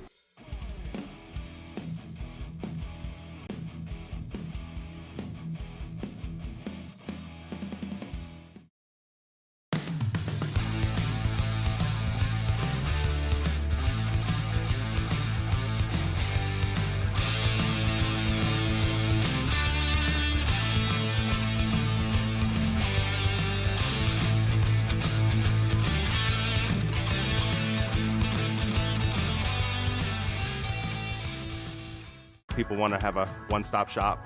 They need us for now all these different services, not just the heating and air side. When things are going wrong, you want the company that's going to be able to get things done as fast as possible for you. Today, we're going to be in over 600 homes. What the customers can count on is we're going to send a competent person to your home with a vehicle that's stocked and prepared. We're going to do what's right. Right now, we're waiving our $79 service fee with any Cool-Ray, Brightbox, or Mr. Plumber service.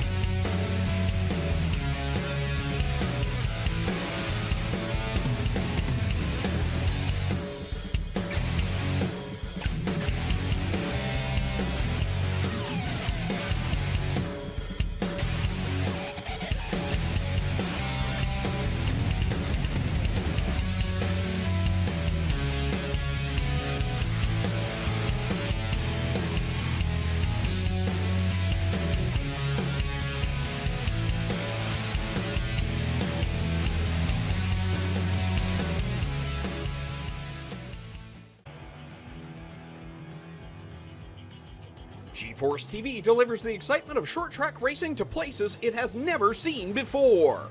With dynamic production elements and state-of-the-art technology, GeForce TV proves what the racing community already knew.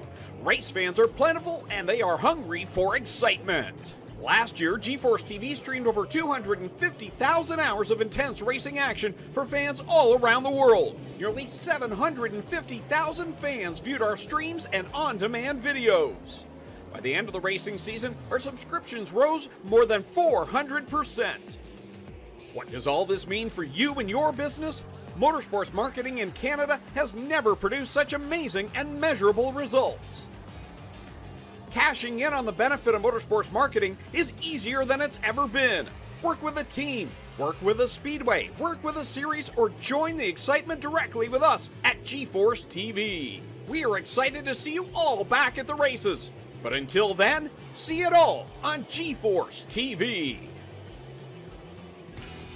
Subscribe today for free at GeForceTV.net.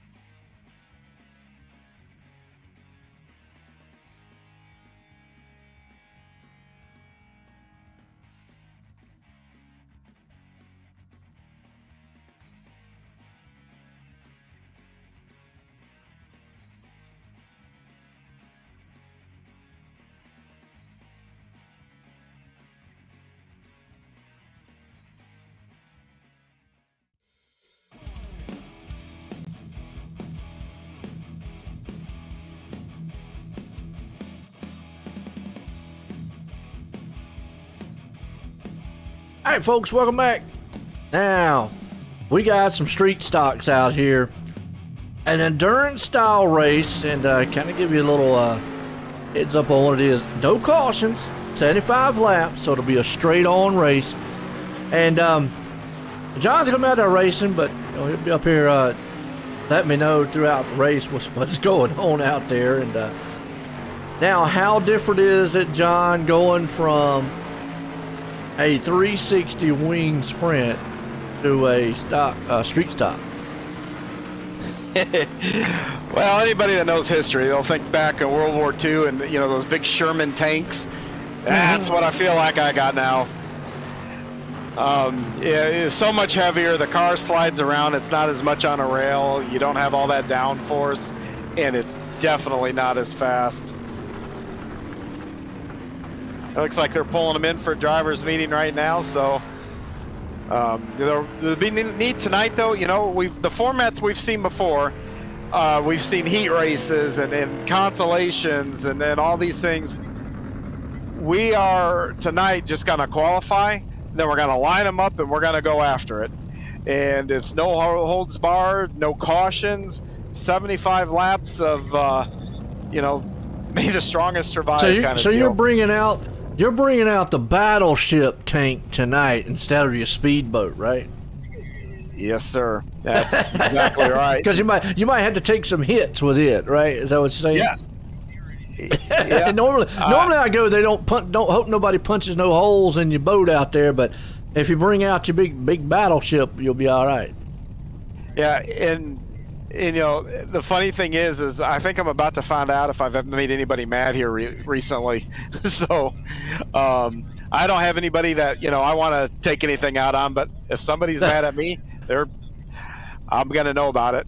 Place your bets, folks out there. That's what it is. So it's gonna be a good one here. Endurance style racing with the hometown heroes here tonight. Eldora, Cool Rays Coast to Coast Racing League. Check them out at c2crl.com. They're in the middle of their drivers meeting right now as we're about to roll it on over here to Pit Stop Podcast qualifying session. Remember that no heats here.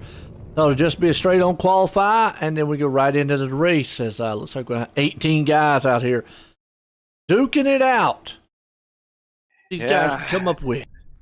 We're rolling out here to qualify. I don't know if the 18 guys are the guys just wanting to go out and have fun, or we're the ones just not smart enough not to enter. We'll find out here. Well, let's ride along with John here on his qualifying run. It'll give you an idea of what maybe these guys are up against. Yeah, and the things already moved up here a little bit. We're up here along the wall, and the same thing. You have to use that throttle control. You have to be really pinpoint with where you're placed in the car, because these cars don't have that downforce. It's going to slide around a little bit. So I think you're going to see a lot of guys up here, and we'll go down here to the low side for the second one. You've got to do the same thing down here, is put your throttle, you have the throttle control, and put your car in the right spot. If you hang your back end too far out down here, you're going to scrub all kinds of speeds. So when you're down here, the goal is to keep the car as straight as you can. Now, I think things are going to get nuts. Anything kind of goes, and everybody's going to be all over. 75 laps is a long time. I think you'll see comers and goers, and guys are going to have trouble. We're going to have to go get unlimited repairs. That's another thing, wrecking and cracking. Yeah. It looks like my teammates have, as of right now, locked out that front row there, Zach and Steven. Yeah. You and Speeds are always having a battle against each other. Yeah, it'll be a little bit off my mind if I go up there and can turn them. But I won't do that. But, it's... and this is one of the things about it. I mean, you can put team strategy in there. You don't necessarily want to take out a leader to help your teammate, but you know what? You can get up there and maybe take their line away, not get out of their way, hold them up a little. There's all kinds of things, that can be done. I'm not saying anybody will do them. I know the last time we did this at Lernerville, guys raced. I mean, it really was more of a race than other times where we've seen it, where it's just a WWF battle royal where guys are just flat out destroying each other, and it's the last man standing who wins. Absolutely. Qualifying's come to a close. Zach Chapman's the man up front. Going to start us off here. 75 laps here in this endurance style race. Going to be a good one. Yeah, I think so. I think so. I think you be busy on that keyboard and all that, changing those cameras, because I think chaos is going to be happening at both ends of the track once we get going. Good news is you can go to any camera angle and you're probably going to catch something crazy happening. So, only thing I can say, those at home watching, thanks for watching, and get yourself a cold beverage right now, maybe something to snack on, and then come back and probably buckle up. It's going to be a fun ride here. And even if the trouble happens in the back, you still got to be careful being up front, because coming around that track, next thing you know, boom, you can get caught up in the mess. Yeah, and the closing speed, because you're going pretty fast here, even in these cars, is incredible. Like, we saw it earlier in the 360s, like that heat race where I forgot who it was parked in the track. You come around the corner and all of a sudden it's like, whoa. Well, if you have that happen where somebody's parked in your lane, you have somebody to your outside, you've got a decision to make. Do you pop the guy sitting there? Do you move the guy that's next to you up the track, try to get around him? And you don't have a whole lot of time to make your decision either. All right, here we go. 75 laps. Chapman out front in this one. Folks, get ready. It's set here. Let's grid them up. Tonight, you got Chapman out front. Speed starting in second. We got Templeton there in third. Moonen in fourth. Ryan Beagle in fifth. John Hines starting sixth. Dan McLaren in seventh. Jeff Flero in eighth. Roger Craig Knight and Kurt Shatner there in the 10th, folks. Let's get set. We're about to rev these things up here tonight for our Cool Rays Coast to Coast Racing League Hometown Heroes.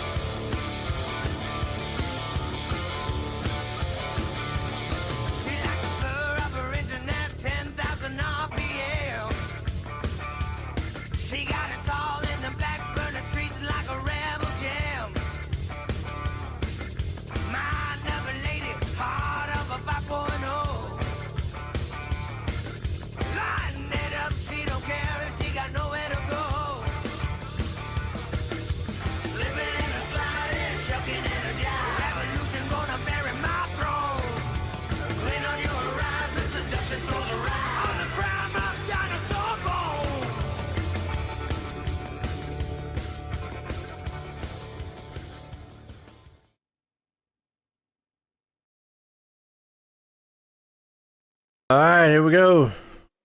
Base truck still sitting on pit road, trying to get these guys gridded up here tonight. Hello, John. You sitting there and what's your game plan here, John? Well, I've already bumped Kyle here while we're sitting here just to send a message here, so almost out right off the bat, maybe. I don't know. Oddly, this is the first time I've done one of these, so I've watched them. They look crazy. I'm about to find out how crazy they are, so we'll, like I said, buckle up here and see what happens. With no cautions, the one thing that will get interesting, and it will happen definitely within the 75 lap, is eventually leaders and everybody will catch the back end of the field, and then it's pretty much going to be mayhem at every corner, or calls for mayhem at every corner. Yes, from what we've seen in the past, definitely. That's as soon as the leaders catch the back, all bets are off on who's going to come out of the corner in the lead still, or at least going straight, I guess, should I say. Absolutely. We got Chapman, Spees, Templeton, Moonen, Beagle, and all the top six. Here we go. Pace trucks in. Green flag's about to fly. 75 laps here. Endurance style. Chapman gets that jump out front. It's already 3 wide where you're at there, John. 4 wide. Oh, man. Yeah, why not? Woo! I tell you, it looks crazy. I mean, but the good thing is this track's wide enough for you to do that. Yeah, and in these cars, it works really well here. I'm right in the middle. The car is stable. I'm, holding pace here. The top's not going too much faster than me. Bottom's not going too much faster. So we'll see how it shakes out here after a few. Oh, 200, that old number 200 machine there, Flaro, he came across the nose of you there, trying to take in the middle shot. Looks pretty good. Here comes Roger Craig, though. He's up in the back. He's moving up through the field looking good. Oh, car around. Mike Kremer is around along with G.J. Boydell. They're able to keep it going. But now Kremer's having to back up on the middle of the track here, trying to get that situated before the leader comes around. As Zach Chapman's out front, leading it. A pretty good lead right now over Speeds. Those two guys are trying to move away. Kyle Moonen sitting in third, and Ryan Beagle, well, he's down on that low side. You know Ryan, he loves that low line. Yeah, of course he is. And he probably will make it work and win this race down there. But I'll tell you here, the first couple laps being like tucked up right behind Ryan here in 1 and 2, dust is going to become a problem. I see it already. Yeah, so do I. I'm a little surprised. It's been a while since I've been on one that's dusty. Well, but behind you right there, along with McLaren, Goldner, and Craig, those guys are side by side and all bunched up together, and you can already see that top side dust. There's a car down there low. But yeah, from the view we're at, it doesn't look too bad, but obviously from y'all's inside view, they're 3 wide behind. And I was saying earlier, folks, the contact, and if I can get a close-up shot here, I want to, yeah. The number, it says number 2, but it's actually 30. Stephen Goldner. He tricked me a little bit. I thought where his doors was, you can see it actually shows the roll cage. So that's a cool little paint job there, folks. Kind of give you a show on what it looks like.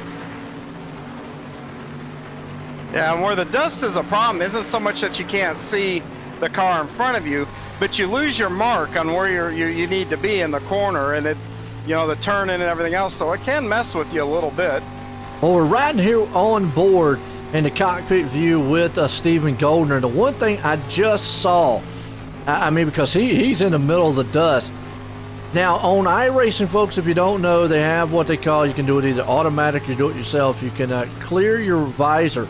Right now, his visor is clear, but as soon as he goes into the turn and that dust flies, instantly his whole shield covers, and it's like a fog. Now you see him right there, he clears it off, and here he goes in again. He's riding on the backside, slings it in, and then instantly right there is all that dust, and boom, he had to clear it again real quick because that thing was filling up. So that's what John's alluding to there, folks, on how it's hard to see. And now you gotta remember, some of these guys are on VR, so it makes it even harder, but man, he is wheeling.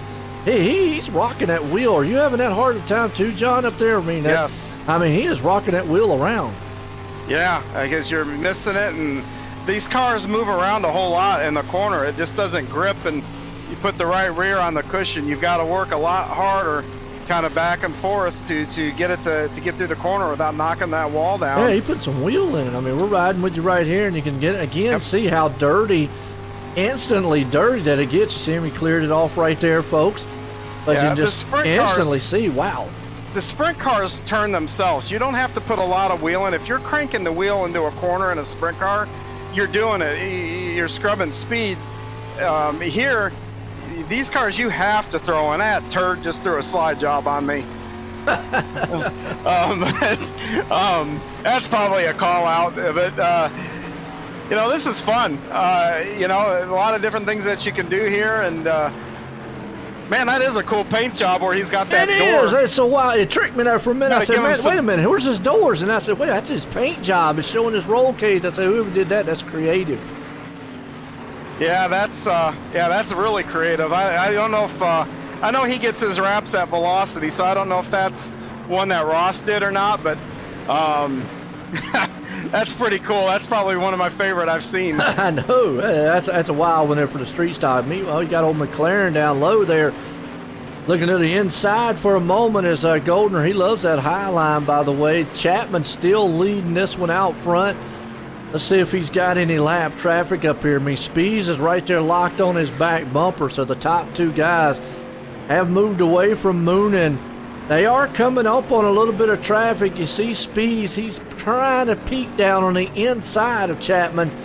Not yet trying to take that lead away from him, so it's a good battle for the lead. But, Oh man, I tell you what, Speeds had to check up because they came up with 2 lap cars that almost spun in front of them and actually split the leaders. And Speeds was able to get to the inside of Chapman, but that high line prevails. Chapman's able to stay out front. Speeds right behind him. But boy, that's what I'm talking about.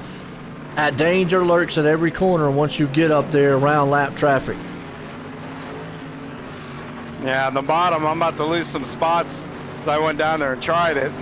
Templeton's up there, and I'll let him go here and live to fight another day. But, man, that dust, though, in the corners, it is now. I mean, Ryan Beagle's about 4 cars in front of me, and that dust he's kicking up, and then the guy behind him, it'll be interesting here towards the end of the race, just, if we can even see.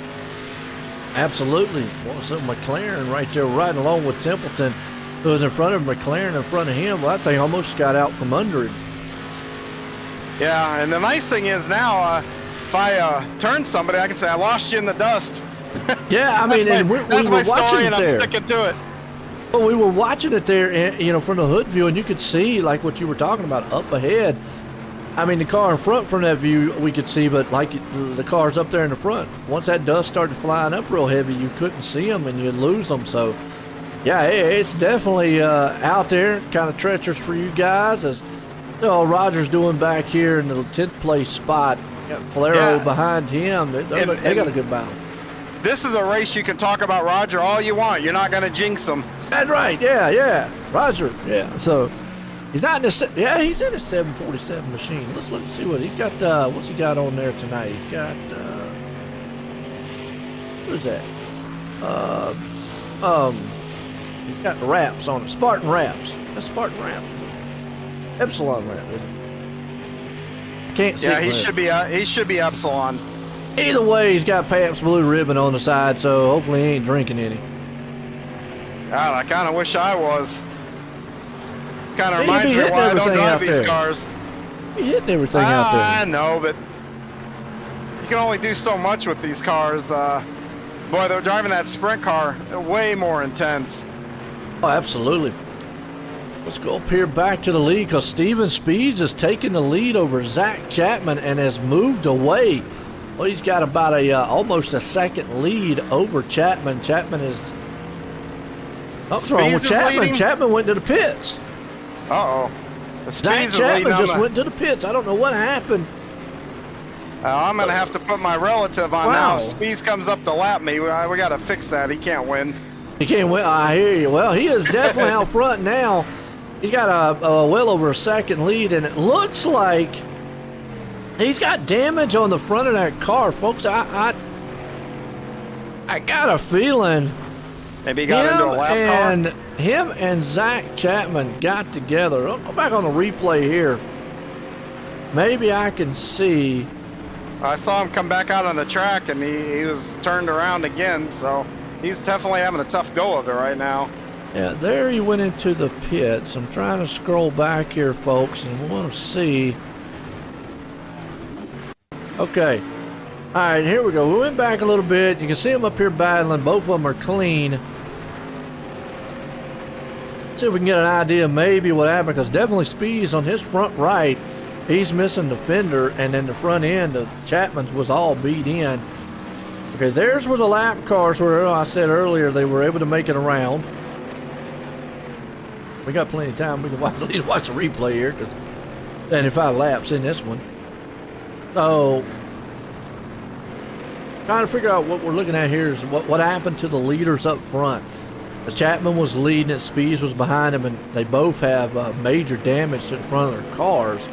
And Chapman went to the pits, obviously probably to get his fix, but don't know if maybe Speeds got up into him or a lap car got involved here, but they're still running up there by Speeds themselves. Just got turned around. Oh, wow. We'll watch that here in a second. Oh, and I just got nailed. Ouch. Yeah. Still trying to figure out what happened here. I got the big dog. See what happened. He's still clear. I may have to take my fast repair. This car's not turning now. There you go.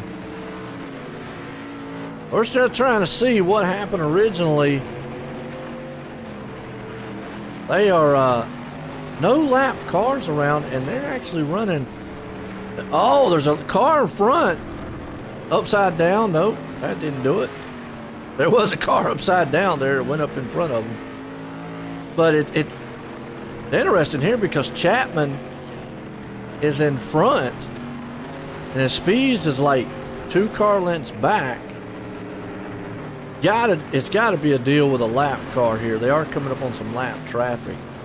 Might have went a little bit too far back. It was about as far back as I could find. But I went back to when he went into the pits. Okay, Chapman got into the wall right there a little bit. Here comes Speeds. He's closing in.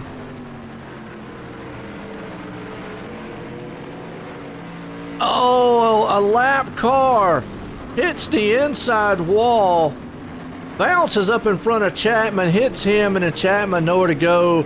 Speeds goes up into the wall. So wow, there's what happened to that one. Ouch. Man, just like that, you just never know.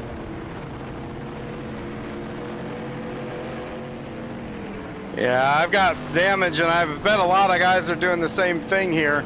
I bet you I'd have a meatball flag, but man, I'm going to run her until the wheels fall off. Well, you're up there in third. Yeah, I'm going to lose it. Brandon's behind me, and he's closing in, and I don't think he has any damage, so he should be able to make pretty quick work of me when he gets to me.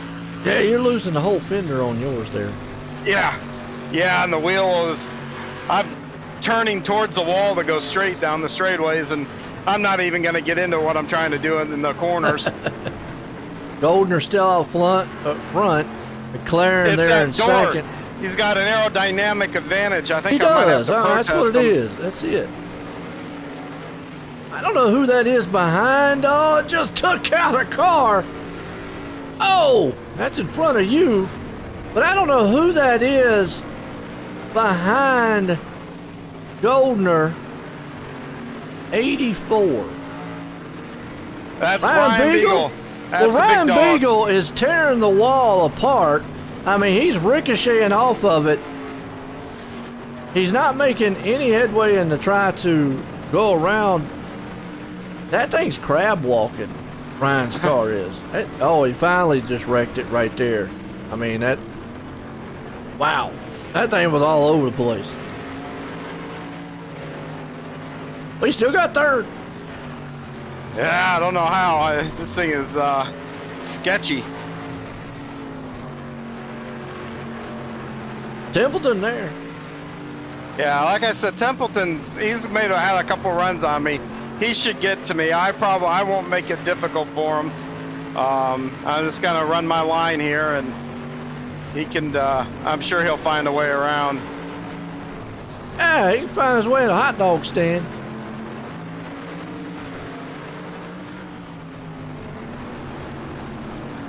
Yeah, make it hard for him. Well, I don't want to get totally wrecked. That lap car up there. Oh, in the wall a little bit. Yeah. Third place battle here, folks. I seen Carl Larson here do that, so I figured if he can do it, I should be able to try it. Oh, absolutely. Sometimes you can ricochet off those things. The battle for third. That's Templeton right there behind him. Hine up on the top side, but they've got that lap car there. And you see Templeton trying. Man, the lap car goes up there and blocks Hine. All right, there's where you put the bumper to him. That's what I did. Let him know, hey, wait a minute. What are you doing? I don't know if that's a teammate of his. That might be a teammate. It's Preston Cranmer. Andy Cranmer's around. Here we go. All right. That was Cranmer that was in front of you. Yeah, I know. Yeah, I just had to look at the number. I wasn't sure who it was. I lost him in the dust. That's what we're going with. That's our story, and we're sticking to it. Hey, talking about Roger Craig, you know, these races here might benefit him because he's up to 6. He's still on the lead lap. He's just out there riding around in cruise control.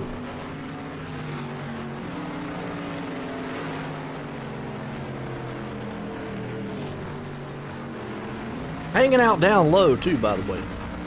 He was on the lead lap. Now he might not be. McLaren is the man out front. Oh, I thought What Brandon had happened me to, right there. Goldner fell all the way back to fifth. I don't know what happened to him. Hell, that just killed me. Boydell turning around on the track. I saw that.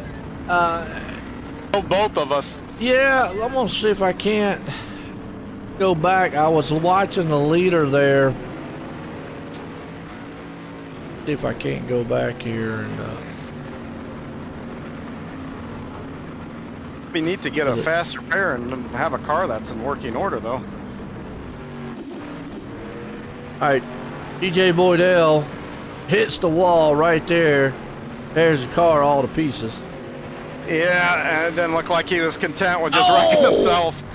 Yeah, man, nowhere to go. And then you just came in hot and heavy, you and Templeton. And then Templeton gets sent.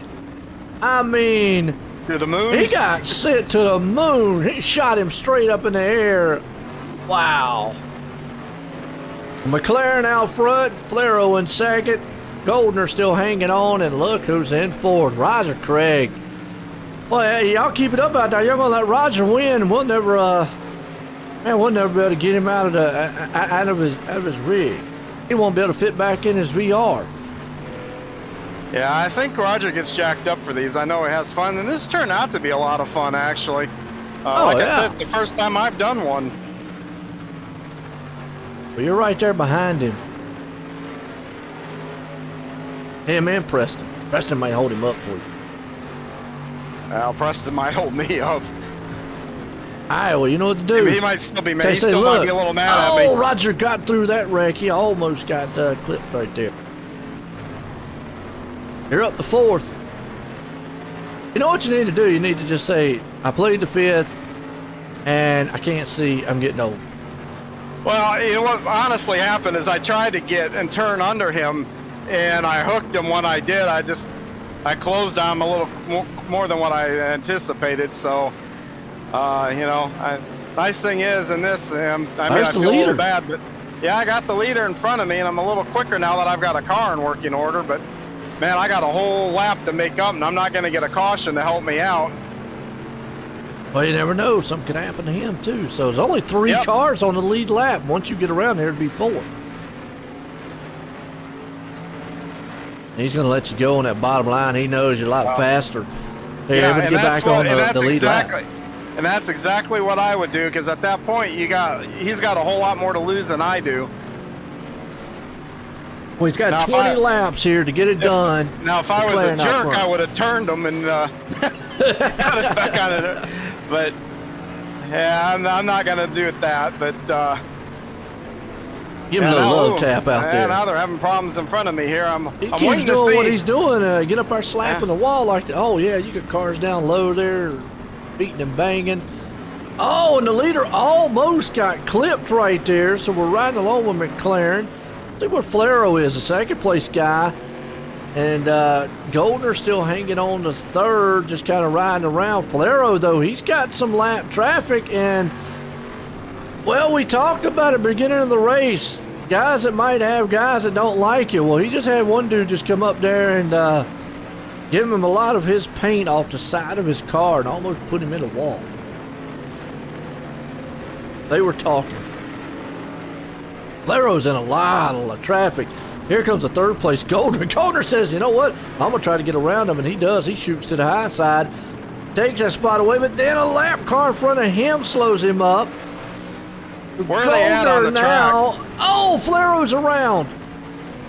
He gets turned. I don't know who that is, but whoever that is, they got it out for Flero. Crazy racing so far. Is that 55 machine there? Who is 55? That'd be Spees. It is Spees?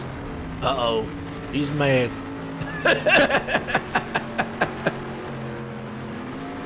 It looks like he's in pit road right now. So you got McLaren out front. Goldner sitting in second. Flero in third. Hine hanging on into the fourth place spot. And folks, what you're watching right now. is the endurance race here tonight for our hometown heroes. It was 75 laps, no caution, so it's pretty much an all-out brawl-style race. I mean, really, you know, they're trying to race the best they can, but really anything kind of goes to it. But we had our 305s tonight, 360s, and now with these street stocks here. And love these endurance races because they're kind of just fun. And meanwhile, Roger Craig hanging on to 7th place right now. Yeah, and time is running down. I've just completed lap 62 now, working 63. We've only got a handful of laps here now, so getting down to it. Well, McLaren, I think, is probably taking the strategy. He is staying down on that bottom lane. Yeah, and wow, somebody just tried to take him out. Almost did, and he hit the wall. Oh, the leader's around. He's able to keep going, though. Good thing he's got about a 5-second lead, but I don't know who that was. Came down, got in his inside, almost slid him, turned him, and then he got into the outside wall, but he's able to keep going. He's still got a 4-second lead, but meanwhile, Flero able to get around Goldner, who is all jacked up right now. That thing's crab walking. He's going to have to come in pit road. Wow. Steve Goldner just had a problem. I just passed That's what I said. him. Yeah, well, he was the one that was crab walking. He got caught up in a wreck, and he's going to have to bring it in pit road. Now that puts you up in the 3rd. Flero trying to hang on. I'm going to go ahead and tell you, there's some guys out here doing some bumping. And Goldner, Goldner right now, he's staying on the track. But that car's not, he tried to clip you. Oh, that wasn't very nice. I know, he tried to get you. Uh-oh, he's driving it down inside. Watch out. Oh, good thing you were faster. Better watch out because he's going to dive bomb turn. I know that's what he's going to do. Yep. Almost caught it. Oh, well, he wrecked. Never mind. Oh, man. He must have heard me call him a turd. He must have heard me call him a turd earlier. He must have, man. Yeah, well, he's on pit road now. He says, I'm going to give him a new car. That puts Nathan Aldridge up to 3rd. Wow, talk about Nate, man. His car looks pretty clean out there, so he's able to stay away. Flero out front, but never mind. Spees is going to, I think that's Spees in the 22 car. That's actually what it is, 22. Looks like 22. It might be. Yeah. Spees has got it out for Flero. And now Goldner's back on the track. He's going to try to see if he can't take something. Well, we got a hitman on the track now. Yep, Goldner runs it up into the leader and spins it out himself. Well, look who's behind the leader. I see that. Boy, I tell you, Goldner almost right there took him out. Well, this is getting to be crazy. Might pull this thing off.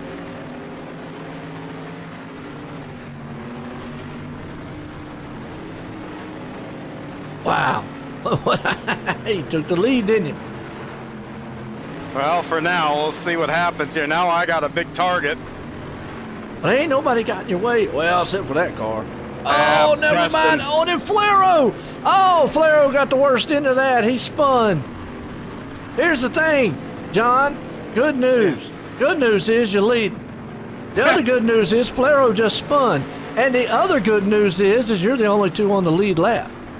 Well, the bad news is now I got a big target on my head, and I'm noticing. The bad news is you got 4 laps left. At me. You got 4 laps left. I got Steven behind me as a wingman, but here's your bet. You got 4 laps left, and everybody out there is going to be like, all right, do we let John finish this one? As Speeds just took a car out. Man, there's somebody smoking. Oh, Flero You're just the tried to only wreck one me. on the lead lap. Flero took a shot, so we'll just got 2 laps here to go. We'll see what happens here. See You what get to that Roger's white gonna flag, do. it's yours no matter what, unless they just blow you up. Oh my God! Somebody wrecked big behind me. It looked like their car exploded. Yep, the upside down. That's Flero.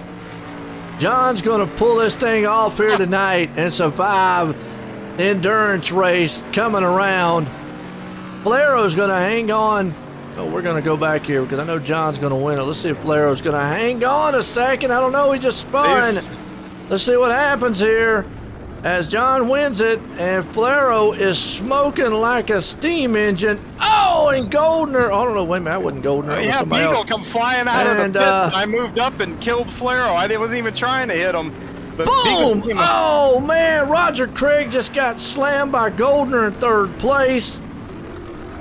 What a finish to this one here. Goldner smoking. Flero's smoking. Folks, I'm going to tell you what, though. Here's the gist of this. Hine was the only car left on the lead lap. Only car left on the lead lap. And talked throughout the entire race. So let's bring some of these guys up here and get a word with them. We could just pretty much say this was a battle royale of street stocks out there. That looks like a full-on demo derby out there. Looks like Roger's trying to kill Steven. Looks like Steven Goldner's just looking for anybody to get. Let's gotta find Flero and find. Oh, wait, we got a standoff in turn one. It looks like Roger's trying to send Steven, all the way down to Dayton. These guys ain't in here yet. So, anyways, well, let's get a word from our winner here tonight. I mean, he's up here, John. I tell you what. I mean, hey, like what you said off the get-go, it was going to be a wild one, and it was a wild one, but you survived and won this thing. Wow. Yeah, I don't even know what happened there. I just. Well, you're welcome. I was giving you spotter point of views. That's what it is. Yeah, we make a good team up here. That's what it is. What it was. Yeah, that was fun. Steven Goldner, looks like he's gonna wind up finishing third. Yeah, I mean, that's just crazy. Flero held on for second. I mean, normally I would ask you what was the strategy out here, but I mean, I guess what was your strategy? I didn't have one. It was just, just turn laps and then try to turn them as clean as what you can. Well, it was a wild one. It was fun and an endurance. You was able to pull it off here tonight. Got anybody you want to thank for the win? Yeah, I just, oh no, I'm about to get knocked off this perch. I don't know who that is behind me, but that's funny. Anyway, I want to thank Epsilon Sprint Wraps for wrapping the car. They always make me look really good. Want to thank Cool Ray Heating and Plumbing, just all the usual suspects, the cruise shop, my wife, Gambler, everybody here. It's kind of a crazy thing. Absolutely. Jeff, don't quit jumping up here, man. I'm going to knock him out. But, hey, I tell you what, John, you was able to pull it home tonight in Victory Lane. It was an awesome run. There's your winner tonight, John. Well, let's bring up third place, man. I'm get a word with him here, Steven Goldner. Steven, Joe in the booth, you got a copy? Yeah, I got you, Joe.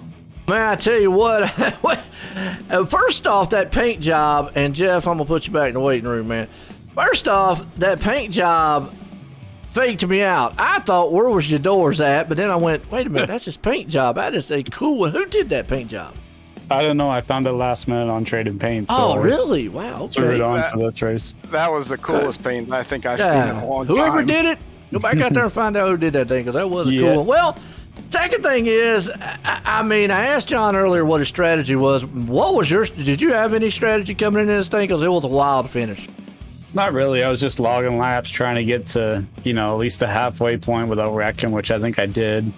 And just trying to keep my nose clean for most of the race until stuff started to get interesting.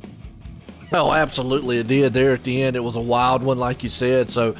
But you came home here in third place here tonight in this wild endurance style race. You got anybody you want to thank? Yeah, I got to thank Roger for sure for putting all this on. It was a lot of fun, a lot of maybe de-stress, if you will, with the league and whatever else you got going on in your life. It was a lot of fun. Michelob Ultra for sure. My teammates, Moonin was there tonight helping out. Beagle was there. It was fun to chat in Discord with those guys and have a lot of fun. Oh, absolutely, and definitely was able to bring it home in third here tonight in this endurance style mayhem race. Again, congratulations on that third place there, Steven. Yeah, thanks a lot. Congrats on the win, John. There we go. Thank you. All right, well, let's bring up second place man here, Jeff Flero. Jeff, Joe in the booth, got a copy?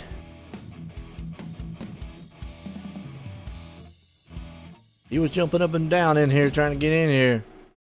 Jeff, Joe in the booth, got a copy? All right. No, I ain't got all day, but so We'll give him one more shot here. Maybe he's having a. Yeah, we'll give him one more here because he was jumping in and out earlier. But Jeff, Joe Adam Booth, got a copy? All right. Oh, he must be having some. He kind might be of having some problems. We'll get him next week or tomorrow. His microphone just went on. He had his microphone. Yeah. Jeff, Joe Adam Booth, got a copy? I don't even know if that he's hearing this. His voice. He's not even lighting up like he's trying to talk. Well, I'll tell you what. We'll get him tomorrow night if he comes in and whatnot, and we'll definitely give him. If not, we'll get him on the next week. As always like trying to get those interviews in. But for myself and everybody here at the Cool Rays, Coach Jeff, do you hear me? Yes, I do. Okay, we got him. Second place, man. Real quick, I tell you what was your strategy out there for this wild race? I'm trying to keep the damage I got at the starting from getting worse, I guess. Front end was pushing a little bit. I tell you, it was a wild one out there. Some mayhem to finish it off. Did you expect it that to end the way it did? No. I got to the front and I became a duck. Hey, but it was fun. I mean, that's the other thing. Did you have fun out there doing it? I had a good time. I had a good time. I got to thank Pete Streets for coming down tonight with me, and every treat has a trip. It was a good time. You got anybody else you want to thank for an awesome finish tonight? No, you guys for doing it. It was my first one I run. I was hoping to win, but there's a lot of that going around tonight. That was my first too. John's first time, Jeff's first time. Good finish there. Well, hey, coming home in second tonight. Again, congratulations on that finish there, Jeff. Thanks again, man. I'll talk to you next week. There we go, Jeff Falero coming home. Well, folks, for myself and everybody here, the Cool Rays Coast to Coast Racing League, everyone, have a good night.